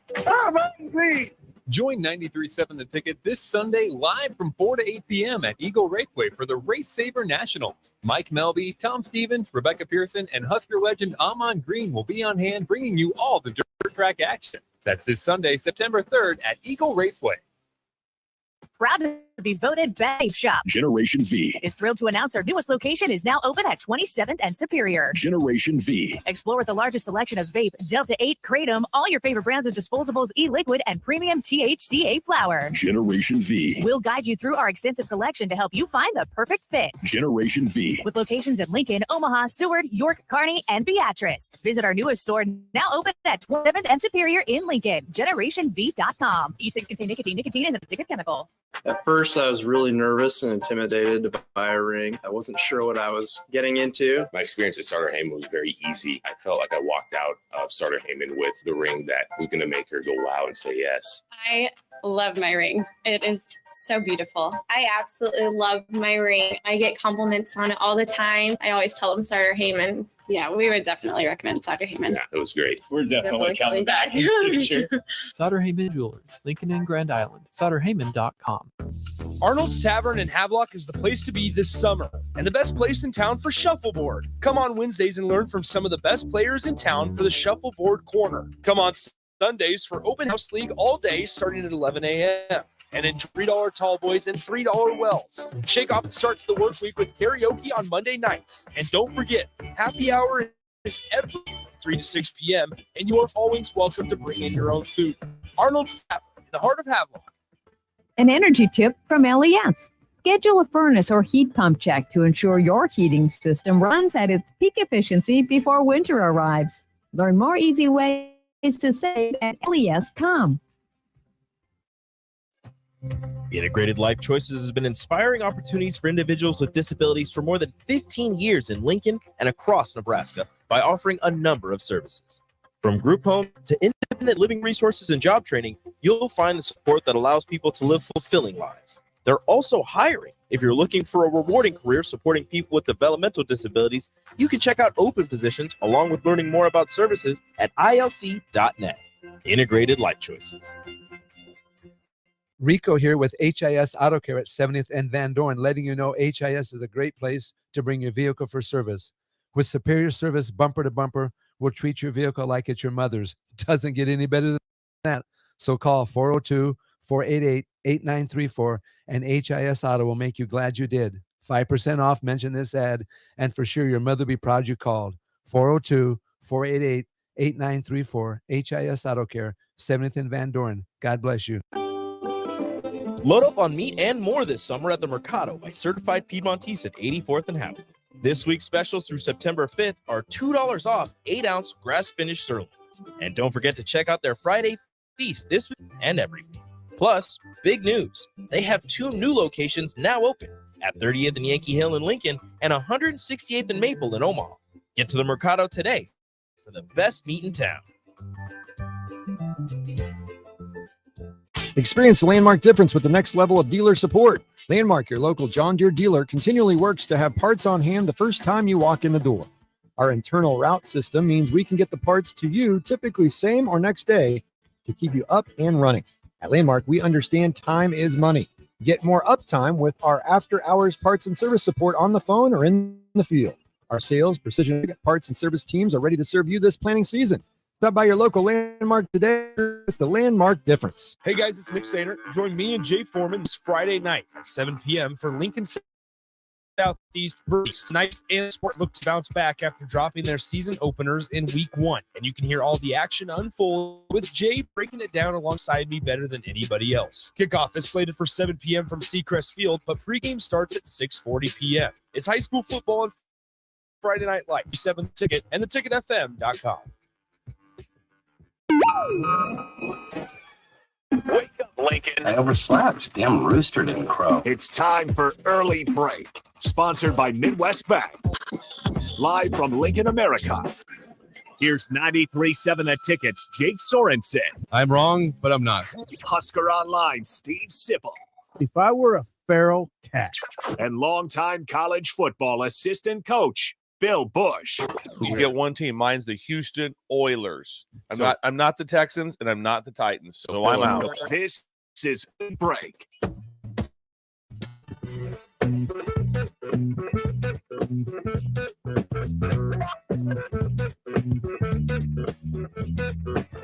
Welcome back to Hour 2 on a Friday. Steve Sipple out today. Minnesota on the way back at some point this morning. Bill Busch here. Jake Sorensen. Hour 2 sponsored by our friends at Midwest Bank. Member FDIC. Location in Lincoln at 27th and Jamie Lane. New location coming to 70th and Pioneers by early next year. And Steve Schindler, is he depressed today? Is he okay after that game? Or? He won't be okay. No, he won't be okay. Also, Steve Schindler also received several text messages yesterday that they'll be in the door today to get their free money for rushing yards. That's a pretty good day of rushing. Yes, free. So Nebraska had some good rushing yards, and that was something to have to build confidence in, that they were able to run the football. And that was a lot of it was quarterback based. But guess what? Like I keep saying, the games are judged as a whole. So if Nebraska rushes for whatever yardage and someone says, well, yeah, but 100-something of it was the quarterback, it still counts. That's still rushing yards. That's how it works. And so they were able to rush and run the ball. I thought the game was – I remember telling my wife, Laura, I was like, this game will be over. There'll be multiple commercials. This game's going to be over so fast because both teams were huddling. They were running the football, and so the game was going to move along very, very quickly. Can I give a shout-out to my awesome wife? Please. You know what she had last night? What'd she have? Crock pot full of meatballs and 7-layer dip. Then she made the 7-layer dip herself. She didn't go to Hy-Vee and get it. It was incredible. My wife just crushed it last night. She had a good plan there. She had a great plan. plan. The plan all day? Well, we had an issue. Remember I called you? I'm in a meeting and I have a phone call from Bill, and there's a text that says emergency. I said, okay, well, I'll call him after them done this meeting. And then what do I find out? What was the problem, Bill? The problem was very well. Laura, my awesome wife, had said, hey, I got steaks out of the freezer. Thought we'd have steaks for dinner. I'm like, did you not listen to the show? Did you not listen to the show? I would love a steak, but I'm like, that's not Bill's spread here. No, it's not. And plus, it's not that steak is not a food for football. That's not a. Yeah, you want finger food. You don't all of a sudden, hey, we're going to go to a watch party. What's everybody doing? Oh, we're gonna have steaks. No, we're not. But my wife, so she rebounded tremendously and made everything you asked for. Made an incredible spread. How about that? Incredible spread. How about that, Bill? One of my nephews, Nick, had a minimum of 20 meatballs. He had 20. That's to be expected, though, right? Yeah. I would have had at least 10 probably myself. They go down so easy. They do. It's just tasty. If you put them all on a plate, you go, that's a lot. But if you eat them out of a crock pot, guess what kind of toothpicks we had? Wouldn't have. You had nailed there. Yeah. By the way, forgot to shout out from our first hour because we got busy and get to it. A quick plug for Novotny Nutrition and Wellness. Oh, God, yes. To Brad, Jennifer, and the team there. Didn't give them for aging gracefully. We'll get to that later on the show. But Novotny Nutrition and Wellness, and also Newton's Lawn Care. Andrew, our guy. Unbelievable. He shows up. He brought us a piece of Pershing the other day. Pershing. He's probably at my house right now. If he's not, he's probably there at 3 a.m, just walking around, make sure the yard looks good. He's incredible. Shout out to those guys for being Hour 1 sponsors also. Okay, 464-5685. Call or text is all. Trying to move forward with the season. Nebraska, we're on. They lost the game last night. They had a lead. They blew it 0-1, but the season is still yet to be played. You've got Colorado this week. You've got 3 home games following that. For Colorado, again, the discussion all week was, all right, will anything that happens in Thursday's game affect your belief on what will happen against Colorado? Nebraska is probably going to still be a favorite in this game by 8-9 points, I would assume. It was early lines were 10 to 12 points favored by Nebraska. But, again, offense was not great last night. Defense was pretty good for Nebraska last night.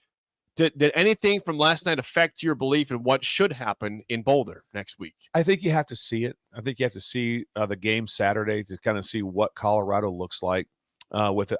I do believe that Colorado will be a better football team than Minnesota, but I also think that Nebraska will be a better football team also. So I think there's a lot of hope yet for Nebraska. The advantage right now is that they play tomorrow.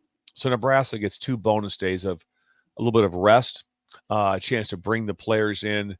I don't know whatever their schedule is, maybe today, tomorrow, however it works out. They will be able to get all the film, everything put to rest. So when they crank back up on Sunday, Monday, however their schedule is, they're all ready to go on Colorado. They get to sit and watch the game on Saturday. So I'd always text all my players if it was a bye week, and I'd be like, hey, whoever was playing on TV with the time it was. So they get to watch the game. And so that's an advantage. So Nebraska gets an advantage of 2 extra days, and they get the advantage of watching them on TV. They're going to have the the coach film to be able to see everything. But that's an advantage for Nebraska right now that they get 2 extra days. It is an advantage for them. But a problem you see in the text line here, Bill, and I'm not surprised, is that Nebraska fans are concerned about the turnovers for Nebraska. 4 turnovers last night. You don't just lose those, do you? I mean, if you have 3 picks, again, we talked with Sip that maybe the first pick was not terrible by Jeff Sims. The last 2 were terrible, and in the end zone to end the first half, and the game in the fourth quarter. How do you get that out of him? Because turnovers, when you don't have room for error, you don't have much margin for error, are crippling, and we knew that before the season. If you're Matt Rule, Marcus Satterfield, you're trying to assess this and try to move forward the game plan, how can you talk that out of him or coach it out of him?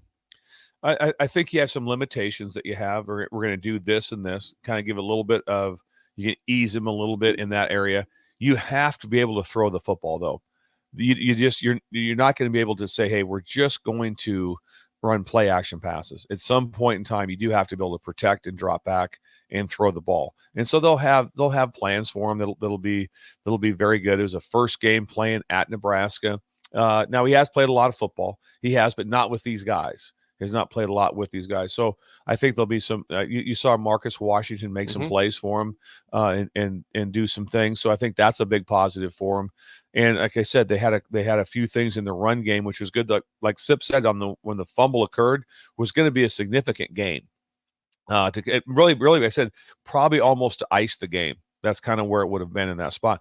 So when you look at it, just saying like all this had to happen, or this happened, or this happened, and we win the game going away. And so, and Steve brought this up when he called in. Kids are resilient; they recover much faster than coaches do. All of a sudden, they'll be like, "Okay, all right, move on." And they'll bounce back much quicker. Coaches have a harder time because you've been in the profession for so long. It makes it difficult on coaches, but there's still a lot of hope for Nebraska. Remember, seasons are only judged as a whole. That's it. So the whole season, it's 0-1. It's not the whole season. Yep. So there's a huge there's so many things going to happen yet in this year. So it's how you're judged as a whole. And so I wouldn't be in panic mode if I was Nebraska fans about that, because they have some very, very, very winnable games coming up. They do. Matt Rule last night post game. This is a learning experience to overcome. Matt Rule, here's his thoughts post game. For us, this is the first game, and we saw the things that we need to improve upon. We had a chance in 2 minutes. We have the ball at the 50. We need to go down and win that game, right? They played man. We got to scramble with the ball, throw the ball away instead of had a pick. So no one's gonna feel sorry for themselves. We're not feeling sorry for ourselves. It was a learning experience that we have to overcome. Yeah, that's right. And we talked about earlier in the show too, Bill, regarding the philosophy for Nebraska going forward. And again, we know that Jeff Sims's legs are very tempting to run. Adrian Martinez, his legs were very tempting to run on, but 19 carries is a lot in a football game. Even though some of those were scrambles to get out of pressure, there was probably at least 12 designed runs for Jeff Sims of those 19, if not more than that. If you're trying to devise a plan going forward, you got to get the running backs more involved too. And Gabe Irvin had a couple of nice runs. The one you mentioned, the long one, he could have been tackled for a 2-yard loss, breaks a tackle, goes for 27. But I mean, is there a threshold of where they should be going for Jeff Sims for carries in a football game? Right now, you have to just play to win the game. And if you go into this next game, it needs to carry it 25 times. You beat Colorado, carry it 25 times. And so you can't be like, this would be a really good call for us to run, but we're not going to run him right now because we have to limit his. It's like do whatever you have to do to win the game. And he's such impressive. Running the football, it's almost like a Cam Newton. That's a good comparison. He's very much like, because he's so, the number of times when he made some yards, I'm like, they haven't defended, and they couldn't tackle him. He's so big and so strong in some scenarios that it's very, very difficult for him to build a play. So I would run him to the point of like whatever we have to do to win the game. That's what I would do. And there might be some games when it's like, hey, we're pretty in control here, or say whoever they're playing, if they're in control of the game, don't run him at all. Don't let him get hit at all. We have the game in hand. We're better than the other team. Don't do that. But when you have to win the game, and they'll be from here on out. I mean, they have a couple games I think are their advantage Nebraska, but when they get to even or slightly, whatever's or maybe slightly below who they're playing on the field at that, he's got to carry. He's the difference maker. When you watch the game, like what would have been the difference maker? Him carrying the ball was the difference maker. So I'd run him to win the game and worry about the other stuff later. But yes, it's always a concern, but I'm just going to do whatever I can to get the first down and win the game. Here's Matt Rule postgame on letting Jeff Sims run the ball so often. Matt Rule. I don't think so. He's he is a dual threat player. He's going to run. I mean, he wasn't running quarterback power and getting 3 and 4 yards. I mean, he was coming out with some big runs and had a chance for some more big ones. So when you have a guy like that, you have to let him spin. I think one of the big things was just some of the penalties. We only had 3 drives in the first half, and some of the penalties. One was a long drive.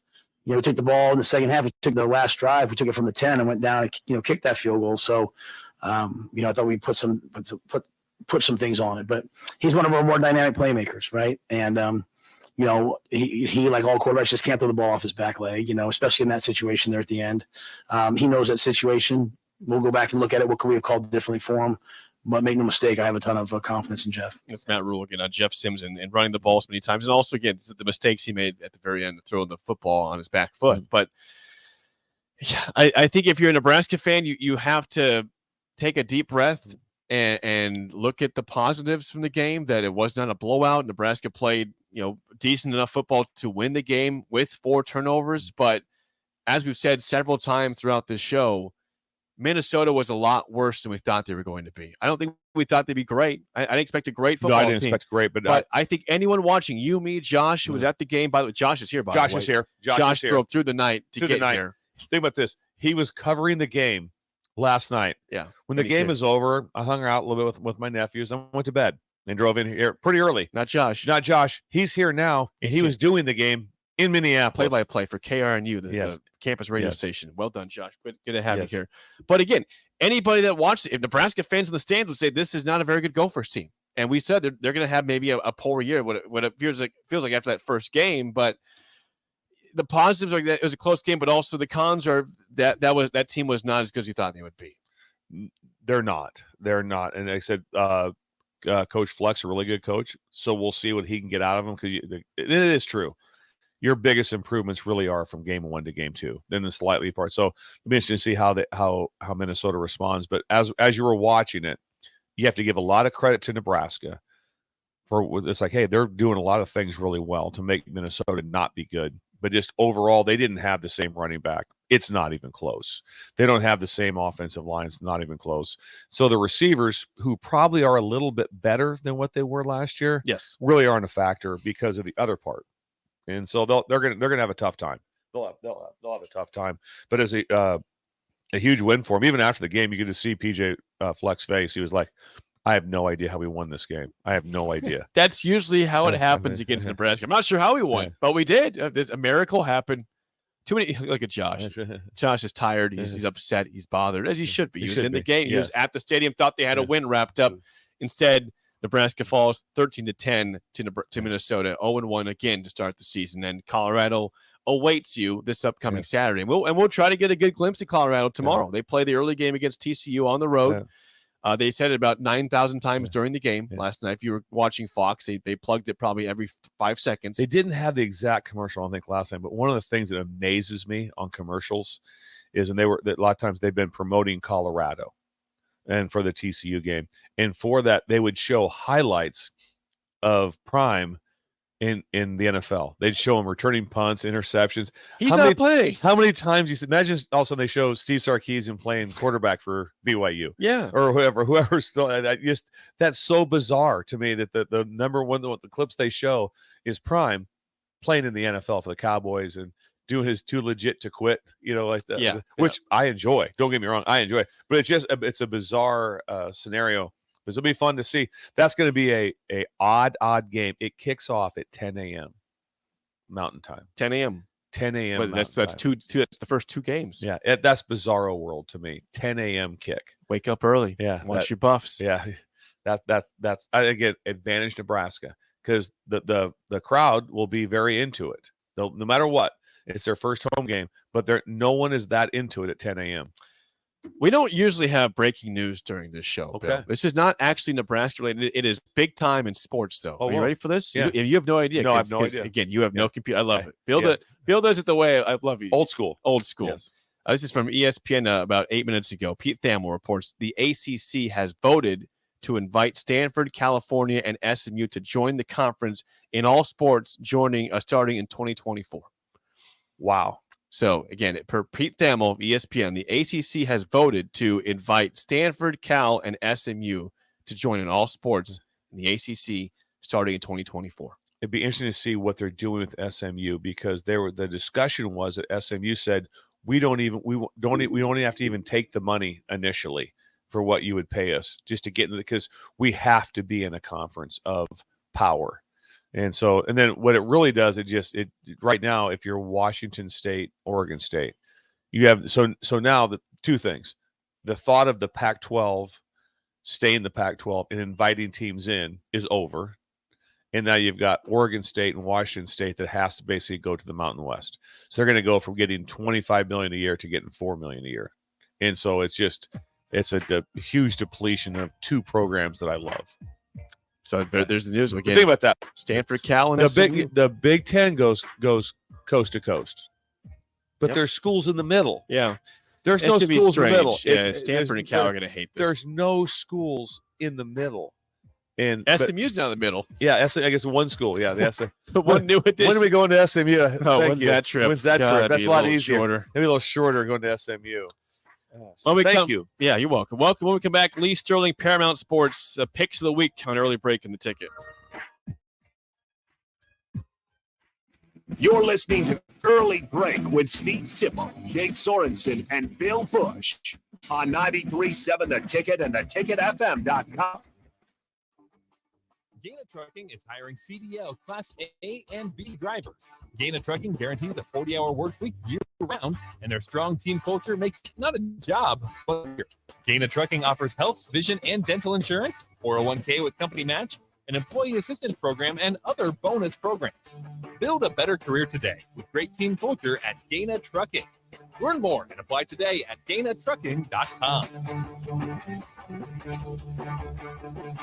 Bagels & Joe is the perfect place for breakfast or lunch in August. Try their new lemon cream cheese on any bagel or breakfast sandwich. And try the Karma Latte, as 10% of proceeds from that drink will go to the Great Plains Trail Network. 4 locations in Lincoln and 1 in Seward.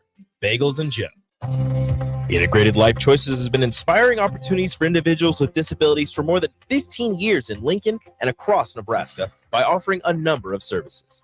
From group homes to independent living resources and job training, you'll find the support that allows people to live fulfilling lives. They're also hiring. If you're looking for a rewarding career supporting people with developmental disabilities, you can check out open positions along with learning more about services at ilc.net. Integrated Life Choices. Okay, man, huddle up. Look, we're playing one of the best football teams in the country today, and quite frankly, we don't have a chance against these guys. Let's face it, we're going to get slaughtered out there. But the good news is that the Nebraska Lottery has scratch and lotto prizes that any one of us could win. Yeah! After the game, we're taking the team bus to the nearest Nebraska Lottery retailer to see if we can win big. Let's go! So let's get out there and lose with pride. The Nebraska Lottery. Top prize odds vary by game. IT projects piling up again?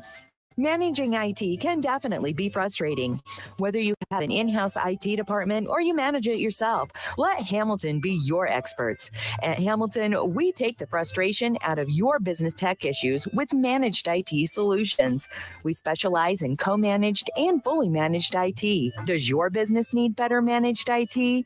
Hire your local experts. Hire Hamilton at hamiltonisbusiness.com. Arnold's Tavern in Havelock is the place to be this summer, and the best place in town for shuffleboard. Come on Wednesdays and learn from some of the best players in town for Shuffleboard Corner. Come on Sundays for Open House League all day starting at 11 a.m. and enjoy $3 tall boys and $3 wells. Shake off the start to the work week with karaoke on Monday nights. And don't forget, happy hour is every day from 3 to 6 p.m., and you are always welcome to bring in your own food. Arnold's Tavern in the heart of Havelock. Working at Continental in Lincoln isn't a job, it's a career. And right now, they've raised wages again, and they're hiring for production operators at $24.62 per hour, which grows to $28.97 per hour within 3 years. Skilled trade positions now start at $33.36 per hour, with opportunities to make more based on certifications. Continental also has salary jobs available and great benefits, plus medical and prescription costs at very low premiums. Dental, vision, and life insurance are offered at no premium cost to the associates, with increased bonuses and vacation for new hires. To learn more or apply, go to continentaljobs.com with keyword Lincoln. Come work at Continental today. You've worked hard all year, sweating, building, providing. Labor Day is your day. Schaefer celebrates you this Labor Day. With the season kicking off, a new Samsung, LG, or Sony TV is just what you deserve. Top that off with up to $900 in savings on a new Serta mattress, and you will be all set for a winning combination. Schaefer's, local and family owned since 1946.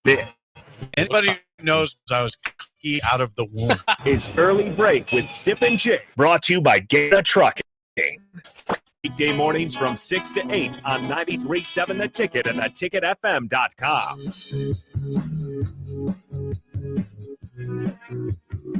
You know it's college football season, NFL season, when we have Lee Sterling on the line for Paramount Sports, because that means there's lots of games to go to. It's week one action in college football, and although we're a little bit depressed this morning, we can talk about other games, but we are joined now by Lee Sterling, Paramount Sports. Lee, good morning. Before we get to those games, you caught Nebraska, Minnesota last night. Nebraska finds a way to lose despite leading 10-3. What was your instant reaction to the Huskers' loss to be now 0-1 in the season? Here we go again. You and a lot of Husker fans, Lee. You and a lot of Husker fans. I mean, it's the worst way to lose. We all know that. Long term, I think Matt Rule's going to figure it out. I think he's going to turn the team around. He just picked the wrong quarterback. Jeff Sims, I mean, if you watch the guy last 2 years, I mean, it wasn't like there was great options out there, but, I mean, you just get, I guess a couple people get dazzled by his athleticism, but he can't read defenses, continues to throw interceptions and turnovers. You lose the turnover battle, you're going to lose over 90% of the games. Yep, 4 last night for the Huskers, 1 for Minnesota, and they fall 13-10. Rough loss. Minnesota did not look – the Gophers did not look very good to us. They're not good. Yeah, they're not that – Gophers are not a good team. No. Had a chance to get a conference win, and they did not get it. So Huskers 0-1 heading to Colorado next week for the week. Well, that's the good news. Playing Colorado. They're going to get waxed tonight, Colorado. Against TCU? A lot of coaches are going to put a number on Coach Prime. Trust me. Okay, we'll see how that goes. Yeah. Let's get to your games of the week, Lee. Starting off in week one, Penn State is a 20-point favorite against West Virginia. Does James Franklin get a nice win to start off the season? Well, this used to be a great rivalry. We used to play each other every year until 1992, but stopped. Now it's just Penn State and Pitt. Penn State is loaded except for quarterback and defensive back. And I think they're going to take their time, want to break in this young kid.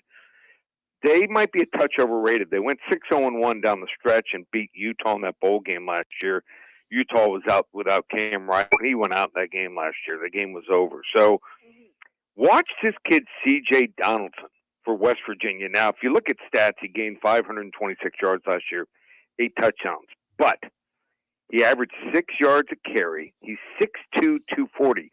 Whoever recruited him, he was playing tight end at Miami Gulliver Prep, same high school that Sean Taylor played at. And I watched this kid. I'm like, wow, really talented kid.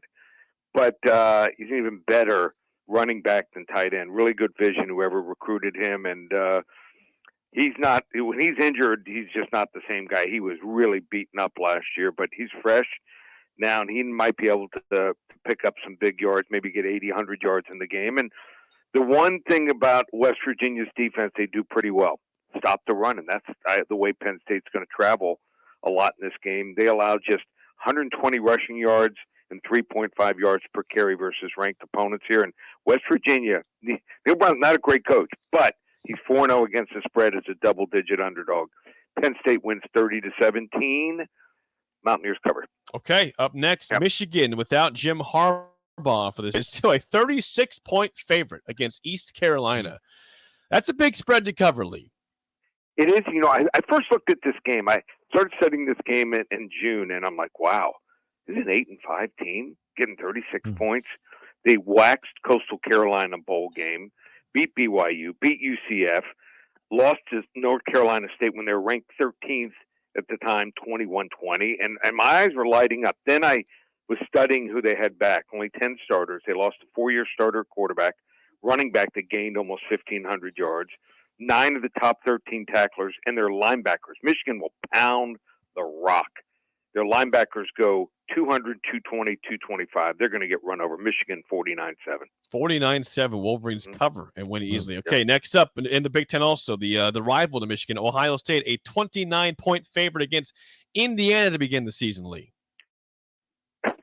Ohio State quarterback Kyle McCord was chosen as a starter because his coach said his consistency to make the routine plays.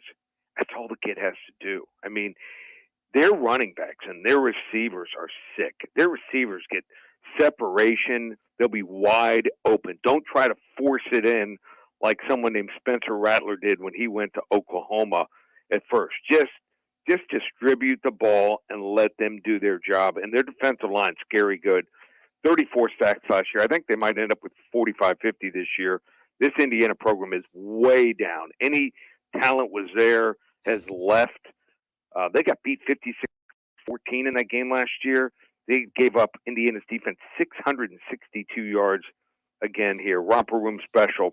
Ohio State 60, Indiana 10. Ooh, a 60 burger to begin the season for the Buckeyes. Two more, Lee, before I let you go. Yep. Iowa, this is a big spread for them because they don't usually have offense, but they have a new quarterback in Cade McNamara, who I guess will be playing on Saturday.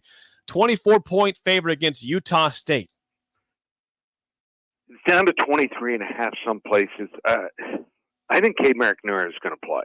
And if he plays 3 quarters, even a half, I think they're in pretty good shape. Utah State, Mountain West teams have not fared well against Iowa. I know Iowa's not a scorer. Don't like to normally lay big numbers, but they got to score 25 points per game if his son wants to keep his job. They, on defense, only gave up 2 scores to 2 Mountain West teams recently, and both to Colorado State were off drives of 35 and 23 yards here. So, and they came off a bad punt and a Hawkeye turnover. I don't think I was going to turn the ball over much here. They have great special teams, as we know. And what did Utah State do last year against Alabama? Alabama's defense was nothing special. They got 0 points. Utah State, anything they had as far as talent has left the team and gone to another team to get more exposure, NIL money here. I like Iowa, 34-3. Last one, Lee. Wisconsin, 27-point favorite against Buffalo. Wisconsin, you know what? I think this is a trap here. I think that this is just way too many points here. I think Buffalo going to play ball control here. New rule, they keep the clock rolling like the NFL, except for the last 2 minutes of the second and the fourth quarter here. This game's going to be ugly here. I think Wisconsin wins the game 31-18. Buffalo covers. Okay, and how can people find the rest of your picks, Lee? We got to let you go. Just go to ParamountSports.com. Brand new website, celebrating our 30th year. You want to hop on board, big weekend, got a UFC fight, another 50-unit best bet where we're 14-2 on these best bets going back the last 7 months. Football, $397 for 5 weeks. Use coupon code SAVE100. It's only $497 of the season. For $11.97, use coupon code SAVE300. Everything's up on the website. More videos. You want to check out other games, like that LSU FSU game, North Carolina, South Carolina, Washington, Boise State. Check it all out. Check out the new website. Excited. Finally, football is here. ParamountSports.com. Lee, always great stuff. Enjoy the game this weekend. We will chat with you again next Friday. Okay, thanks, guys. Lee Sterling, Paramount Sports, going through some games of the week in college football. Some big spreads out there, Bill. A lot of blowouts expected. The Iowa 24. Yeah. I mean, you don't see your favorite of that many if, ever. if Utah State's, they scratch out 13 points, that would be a hard one. And obviously, you must have a feel for McNamara. And so, but that just seems that one kind of jumps at you. I'm just you never see Iowa more than like a 10-point favorite because they don't score. But now they expect to score with McNamara and Eric All, and they got.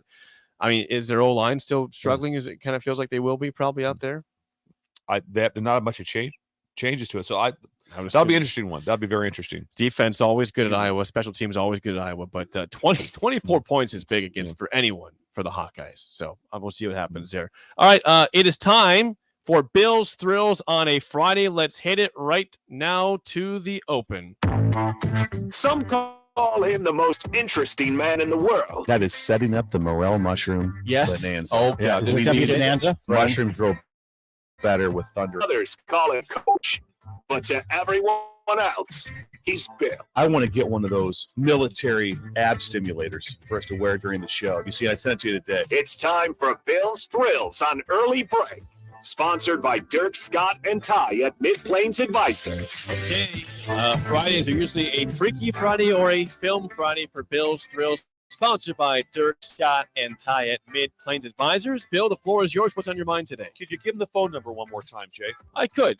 402-464-5685. That works around the world. Yes, and that's also the one that you texted Steve Sipple this morning. He laughed. He laughed at that.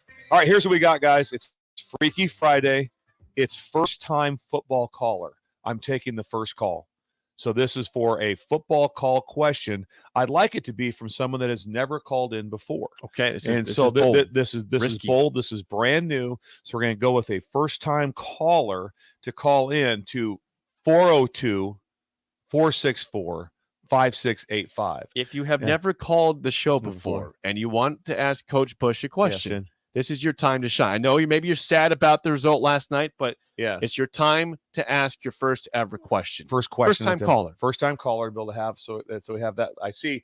Looks like Josh is getting somebody. Josh over is there. on the line. Now we have a lot of consistent callers, and we love those callers. Yes. We're trying to expand the globe. We want people to feel more comfortable calling in and asking questions. Okay, who do we have? Okay, Scott. We have Scott. Scott, you're on early break. Go ahead and ask Bill your first question. All right, Scott. You there, Scott? Well, yes. Yeah. So my question is this: in regards to the football game last night, yes. Is it me or was there mismanagement of time spent? Meaning, could they have just ran the ball and not? There was a particular drive in the fourth quarter when they just came out passing. Could they have just ran the ball and just continue to keep that kind of momentum going where then they just lost it all? Okay, Scott. Sure. Yeah, good question, Scott. Thank you. Do you remember this drive at all I was talking about? Yes. They went for the deep shot to Tommy Hill. Went for the deep shot to Tommy Hill. Which he had beat the corner. Yes. It was underthrown. Yes, and so you have to be able to make some plays. And there's always those things in hindsight, Scott, where you're like, why did we call that? Wish we wouldn't have done that. Wish this would have happened. Minnesota had several of those themselves, where it was like, boy, that was really a mismanagement play that they did. In the end, yes, would you have liked to have tried to grind out a first down there, have that happen? From being a defensive coach forever and a coordinator for a long time, offensive coaches that call a game and have some and do some things aggressively concern you way more. You're like going, oh man. And like I said, and they had someone on the play, Tommy Hill, wide open. Yeah. So they had if they get the ball to him, it's game over. Just complete that pass and it's game over.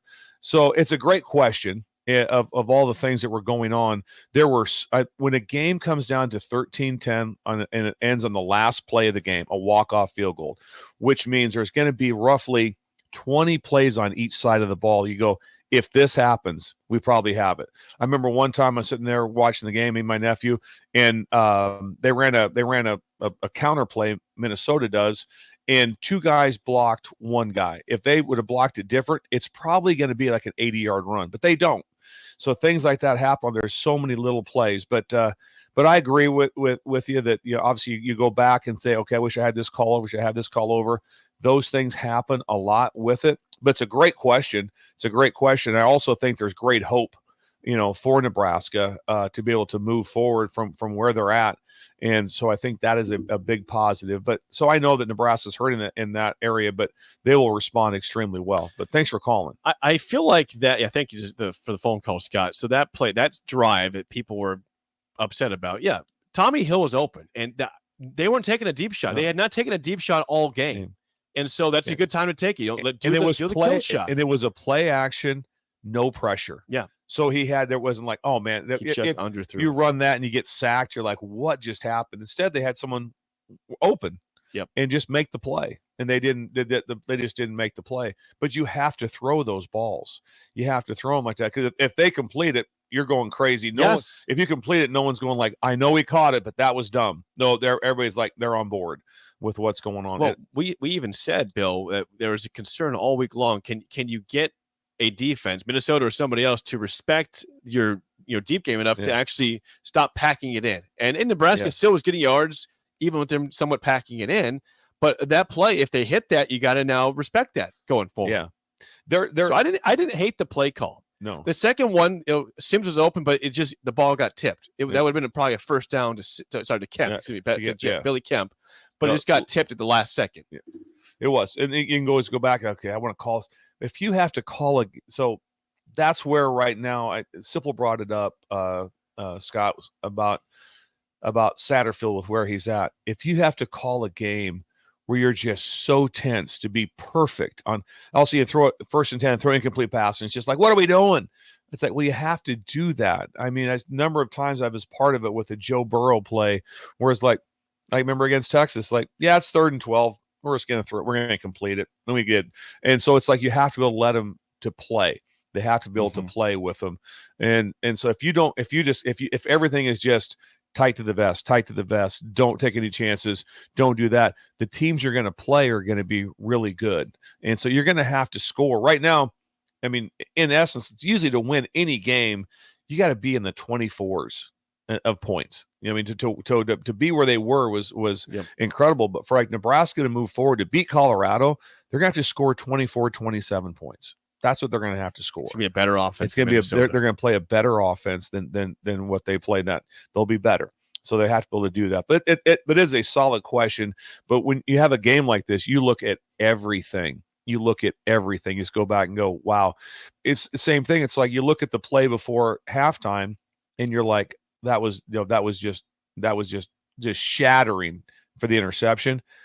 But they called a play, and the tight end's wide open. And so it should have just been a boom, easy throw, boom, right there, got it, and they're able to go. Then everyone's ecstatic. Instead, some people are probably going like, why did we ever throw it there? Why did we throw it? Why do we not just kick the field goal and go in 3-3? Well, they called a play, and they got their number one receiver wide open 1 yard in the end zone. So that's pretty good offense. Yeah, the common complaint about Sims so far is that he doesn't make progressions, kind of locks onto his guys. And that works sometimes. But again, if you're playing elite defenses, and Minnesota's got a good defense. They do have a good defense. And it'll get better for some places. Michigan's got a great defense. Of course, the end of September you'll play. If you lock on to receivers, you're going to throw picks.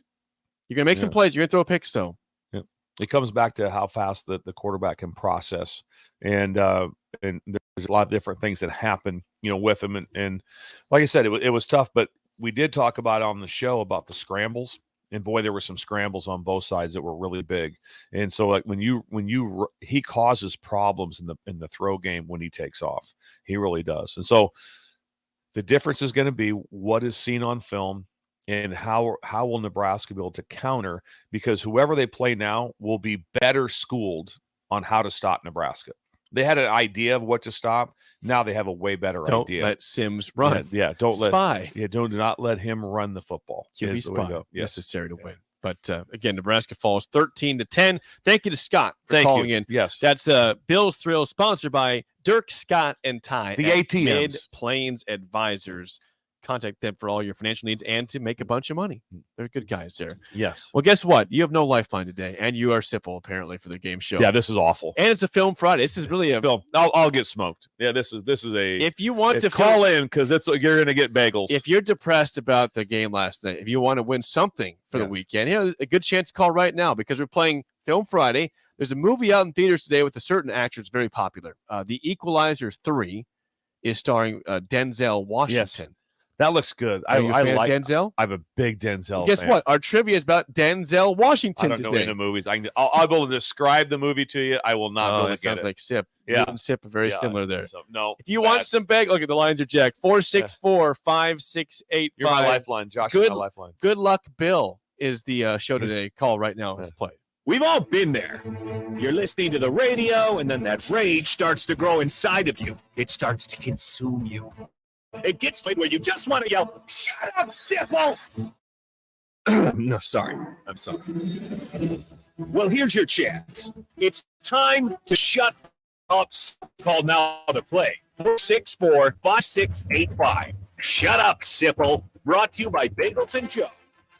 Again, you got a fan base that's upset about the loss. They want to feel good about some bagels going into the weekend, Bill. And you're saying, bring it on. You want bagels? Let's do it. Let's give them some bagels. I'm not good at the show anyway. Now I'm the lead with no character. lifeline. Yeah. Not only you're not a lifeline, you are the main person without a lifeline. It's a bad combo for you. It's not good. Corey, how do you feel about Denzel Washington movies today? I guess we'll see. All right, we'll see. Bill, you like Denzel, but you don't know the names of movies. Yeah, I have no idea what the names of movies are. Let's see how this goes. If anyone gets a question right, here we go. Corey, first question goes to you. What 1999 movie features Denzel Washington as a quadriplegic ex-homicide detective who, alongside Angelina Jolie, attempts to track down a serial killer terrorizing New York City? I believe that is The Bone Collector. Brilliant. Well, I got no chance because, Would you no. Ever heard that before? No. No idea. Quadriplegic ex-homicide detective. Yeah. Okay. All right, Sip. Bill. Sip and Bill. Bill, first question for you. What 1998 movie features Denzel Washington as a basketball player's father who must convince his son to go to a certain college so he can get a shorter sentence in prison after killing his wife? It's dark. That's the IMDb description of this movie. I have no, just ding me. I have no idea. Yeah. Sometimes. Okay, do you want that one or not, Corey? I think I'm going to let that one go. That would be He Got Game. Yeah. He Got Game. Yeah. Yeah, that's pretty dark description of that. Yeah, one. very dark. For the win, Corey, last question to give you some Please just happiness win, Corey. after this rough loss last night. Corey, what 2004 movie features Denzel Washington as a former assassin who swears vengeance on those who committed an unspeakable act against the family he was hired to protect? Oh, I remember this one. Look at Bill's face. And you knew that I was here by myself today. I kind of forgot that. You knew. Who should I put for trivia You today? knew. All right, Corey, 5 seconds. I can't come up with the name. I know the movie, but I don't have it. Okay. Bill, I'm gonna guess you're going to pass here. This is fun, Jake. Hey, you have a chance in the last one. You have a chance. You're going to pass this one, right? You're passing? Passing. Man on Fire. Man on Fire. I think you have a chance here on this one. Really do. For the tie, Bill.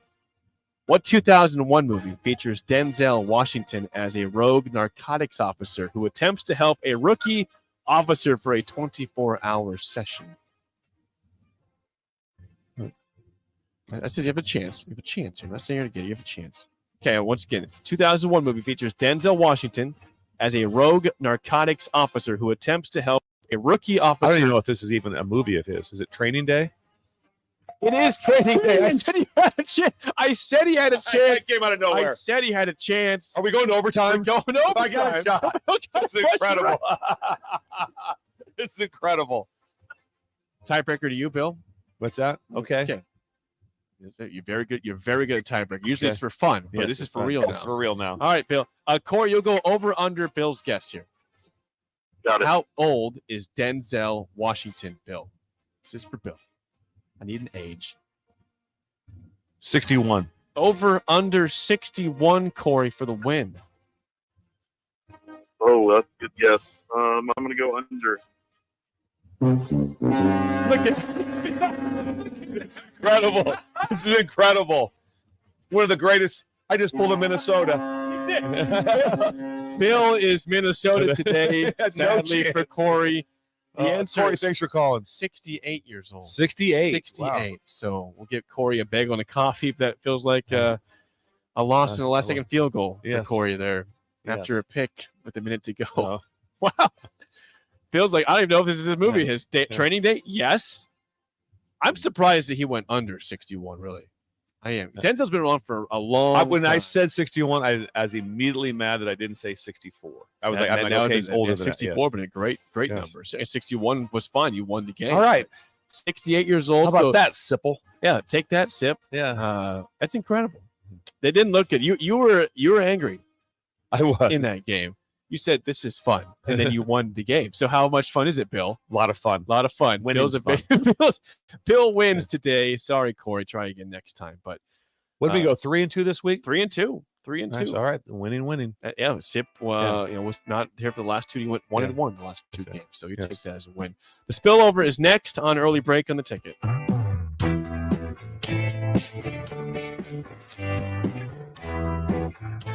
You're listening to Early Break with Steve Sipple, Jake Sorensen, and Bill Busch on 93.7 The Ticket and theticketfm.com. All right, Rico, let's do the final clip before we head out. We have a lot of people coming to the tailgate today. I'm ready. Burgers? Check. Chips? Check. Icy cold beer? Check. This one. I'm getting something. Wait a second. Where's the Fuhrer's cheese spread? I can't stop eating it. Rico, relax. I always pack extra. It's the biggest hit of the tailgate. For the best appetizer, party dip, and tailgate snack, load up on Fuhrer's cheese spread today. Found in most local grocery stores. If you struggle with joint pain, there's this. You don't need surgery to get back to full health. South Point Medical and Aesthetics offers breakthrough non-surgical options for treatment of moderate to severe joint pain. Our patients experience little to no downtime from our procedures, and the results are remarkable. They've had 14 years of successful treatments with patients from 35 states, effective word-of-mouth traffic. Learn more about how you can get lasting results for joint pain today at southpointmedical.com or call 402-323-8400.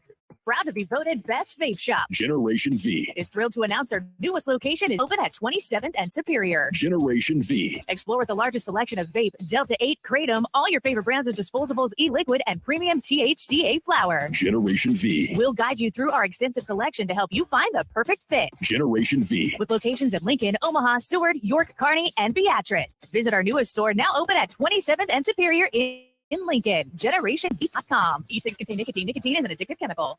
Are you working in or looking to get into the electrical construction industry? The electrical workers of Local Union 265 are now hiring licensed journeymen and apprentices and are offering great pay and benefits. Call Mike at 402-875-1034 to apply. Start your electrical career today.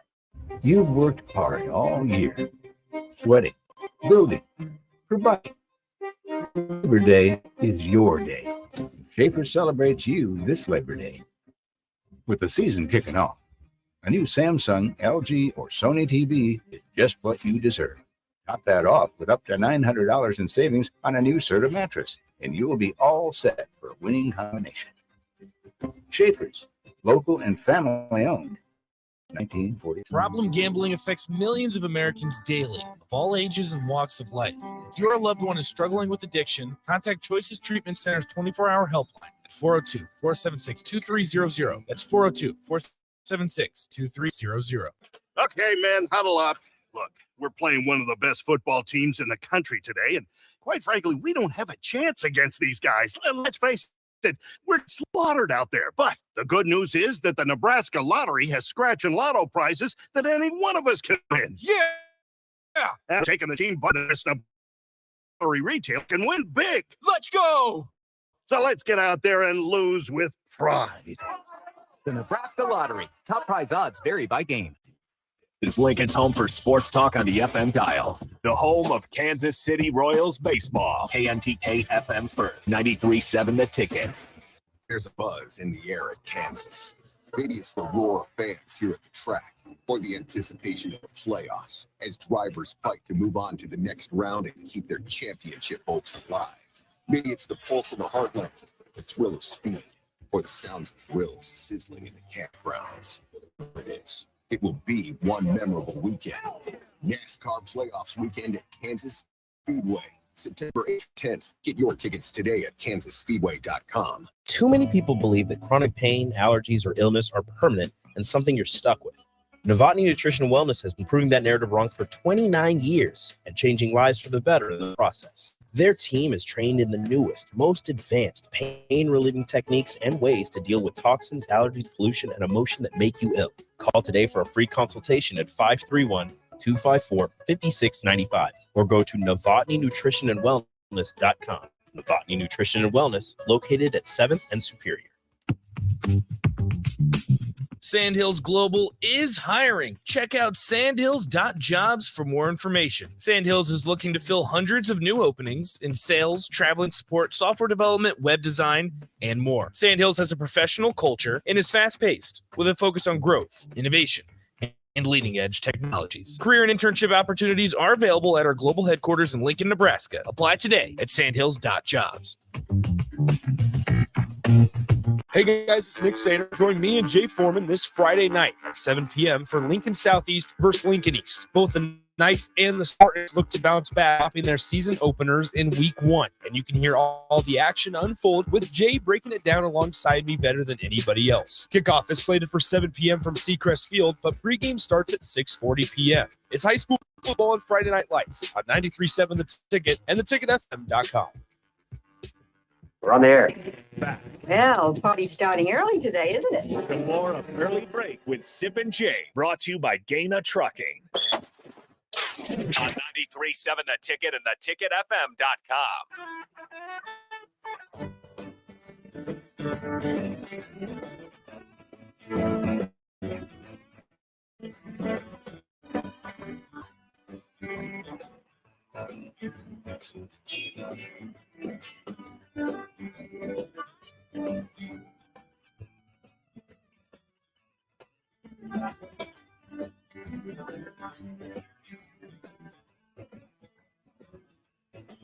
It is time for the spillover. We got AD with us, sponsored by South Point Medical and Aesthetic. Huskers fall 13-10 last night in Minneapolis to begin the season.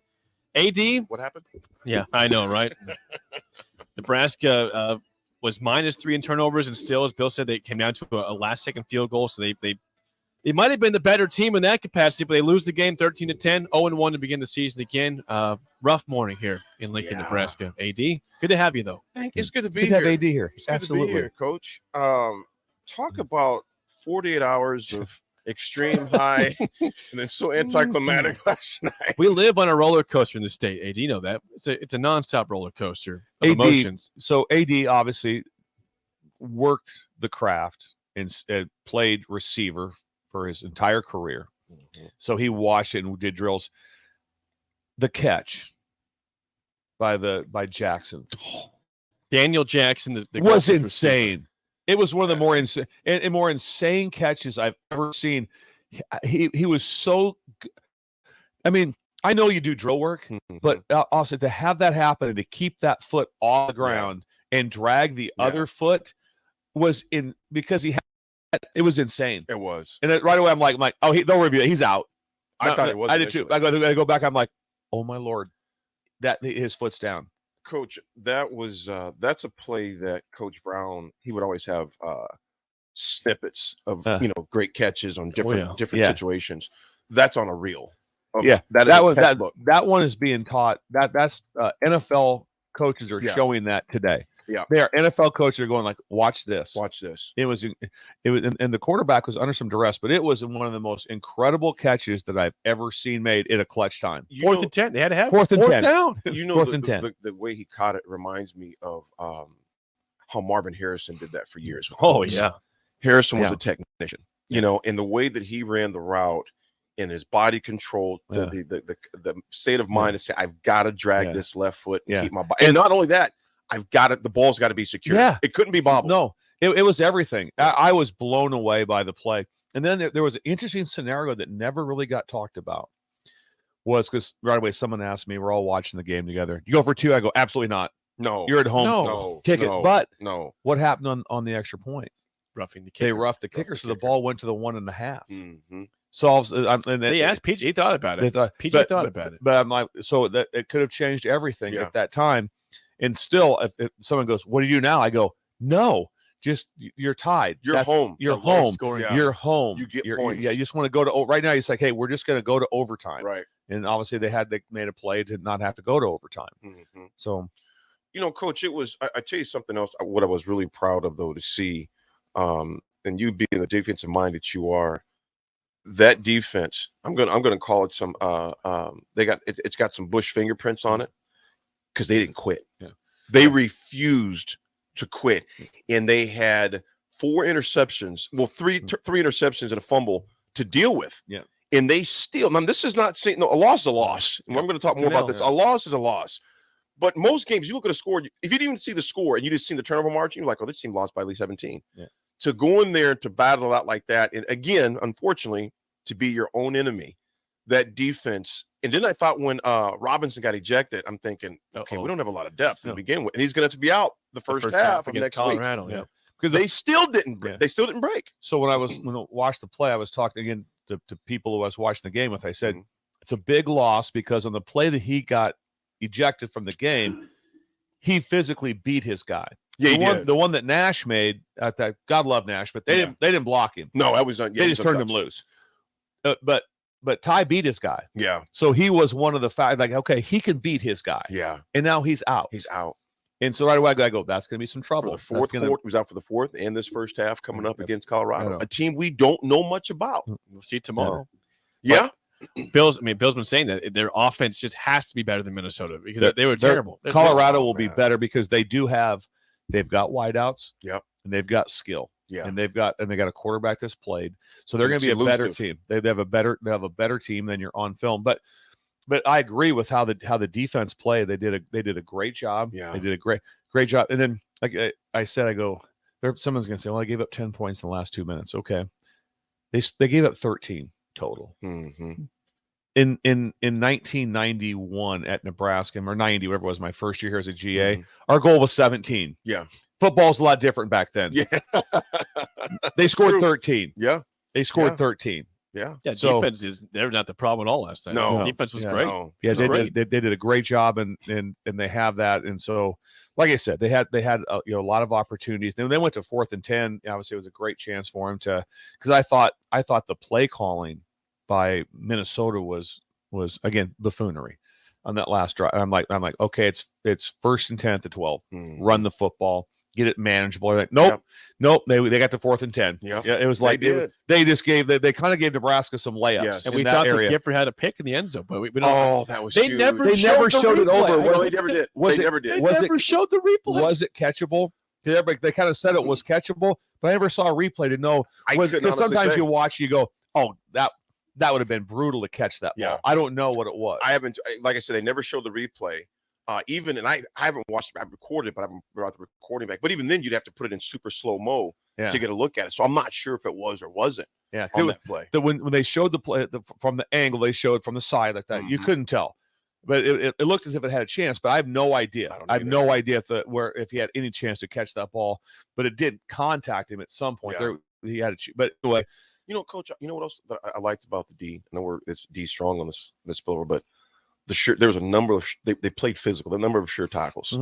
And I seen that again, and I'm not saying it because you're here, we've known each other for long enough. That was remnants of when you changed things up last year. It's like, no, we're going to tackle in practice. Yeah. We're going to tackle some things because we don't do it now. We're not going to do it in games. There was a number of guys that made some sure tackles. Gang tackling. Yeah. And you've seen a lot of guys around in the area. I can't say enough about the D. I mean, they were put in some situations, and again, was it Jackson that had that catch? I mean, come on. I mean, it's tough. He put it right where he had to put it. It was incredible. It was. I mean, It was. I thought he airmailed it, but it was like the catch was incredible. And like I said, then they end up getting, and it looked like I'm like going, all they got Nebraska is if they just get 12 more yards or have a shot at this thing before the interception. Coach, the interception that took place, the fumble that took place were massive. Now I'm gonna put your coaching hat back on again. When those guys come in today, if you're leading that team or any team in a situation that takes place like that, because this is game one, and if you cannot fold tent right now, and I'm going to throw out there the do not panic, but you can't. You got 11 freaking games to go. Yeah. We talked about what do you do in that locker room when you get those guys? Not tonight. I mean, not last night because the emotions are still raw. You're thinking out of emotion rather than logic. You've been in this game for as long as you've been in. What's your message to your squad and to your staff? Your biggest message is body language by your staff. Everyone's like that. We're walking around with that. We're coming in from, let's go. We got this. We're moving on. I mean, whatever you're going to learn from this, your body language, how you talk, all those things, because players will respond very quickly. But if it is you don't want, not that they won't, I'm sure they won't, but you do want body language from your coaches. Everyone walking around the office, I better not see a head down. I better not see it like that. It's like, hey, you guys played your tails off last night. We're going to do this. We're going to do this, because seasons are only judged as a whole. Think about this last year. If you're Northwestern, they win a game and they are so ecstatic that you can't imagine it.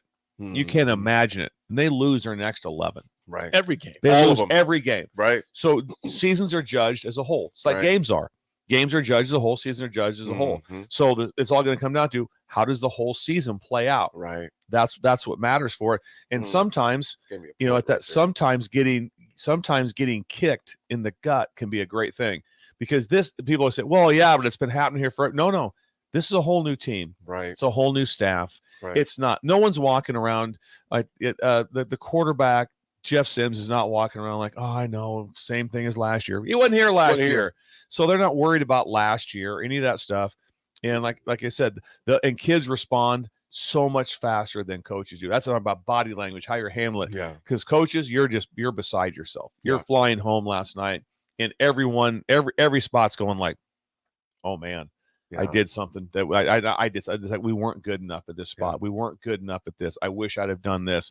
I wish I'd have called this. I wish this would have happened different. Coach, let me ask you this. Me and Jake would get this. Coach, I know you golf, but he's a good golfer. I just a guy that plays. I just have and I admire golf. Yeah. Yes, and I admire golf. Yeah. Jake, me and you, your last round, we know every shot, every club we use, the distance, everything. Absolutely. I equate that to a defensive guy or an offensive guy.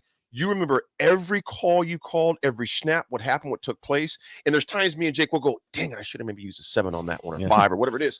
And then, Coach, you bring that to coaching. I know when you're mentioned on that plane ride, Coach, I know there were times when in your career you were like, on this play, I should have maybe called this. Do you remember every single call? And as coaches, you're your worst. I'm not saying your worst enemy, your biggest critic. Because there's things like, I could have done this different. So on that ride home last night, we were going on in their heads. That would be like it. A lot of it would be probably even more offensively, probably like what could we have done different? Could I have put him in a different spot? Could we have done this different? There's all those things coming up with it, of those type of things. It's going to be, because like I said, on the interception right before halftime, I'm like, okay, they just kick the ball. And I'm thinking they can't run it because they have no timeouts. They moved back to 11. They can't run it. And I'm like, I'd probably throw a fade here. Either we catch it or no one catch it. That's kind of the deal. But then they ran a great concept. They ran what we call a snag concept. It's just a hide 7, but they did it from condensed. Yeah. And then they ran the back to the flat right now. So they did spread everyone out perfectly. Yeah. And so I'm like, okay, maybe you don't like it, but they drew up a play where the guy was 1 yard deep in the end zone, wide open. 87. And so I'm not. Borkature was wide open. If I'm Satterfield, I'm not like, well, that's just dumb. Now the only thing the only thought process would be if it was like, hey, take a shot on the 7 cut on the corner route. If it's not there, throw it away. If that was that, instead of whatever progression wise, but I would imagine it was here to here, low to high, especially on the from the whatever 6 yard line. And Borkature was right there, wide open. So you'd be mad at yourself more like, did I maybe have him educated enough to know where to look to go with the ball? It's like here or here. I'm sure they were told, do not scramble. Because if you scramble and get tackled, then the time's going to run out like that. So it's going to be boom, boom. So, but you overthink everything. Yeah. All right, that'll do it for us. The Drive with AD and Raph is next for Bill Busch. I am Jake Sorensen. See you. All right, Rico, let's do the final checklist before we head out. We have a lot of people coming to the tailgate today. I'm ready. Burgers? Check. Chips? Check. Icy cold beer? Check.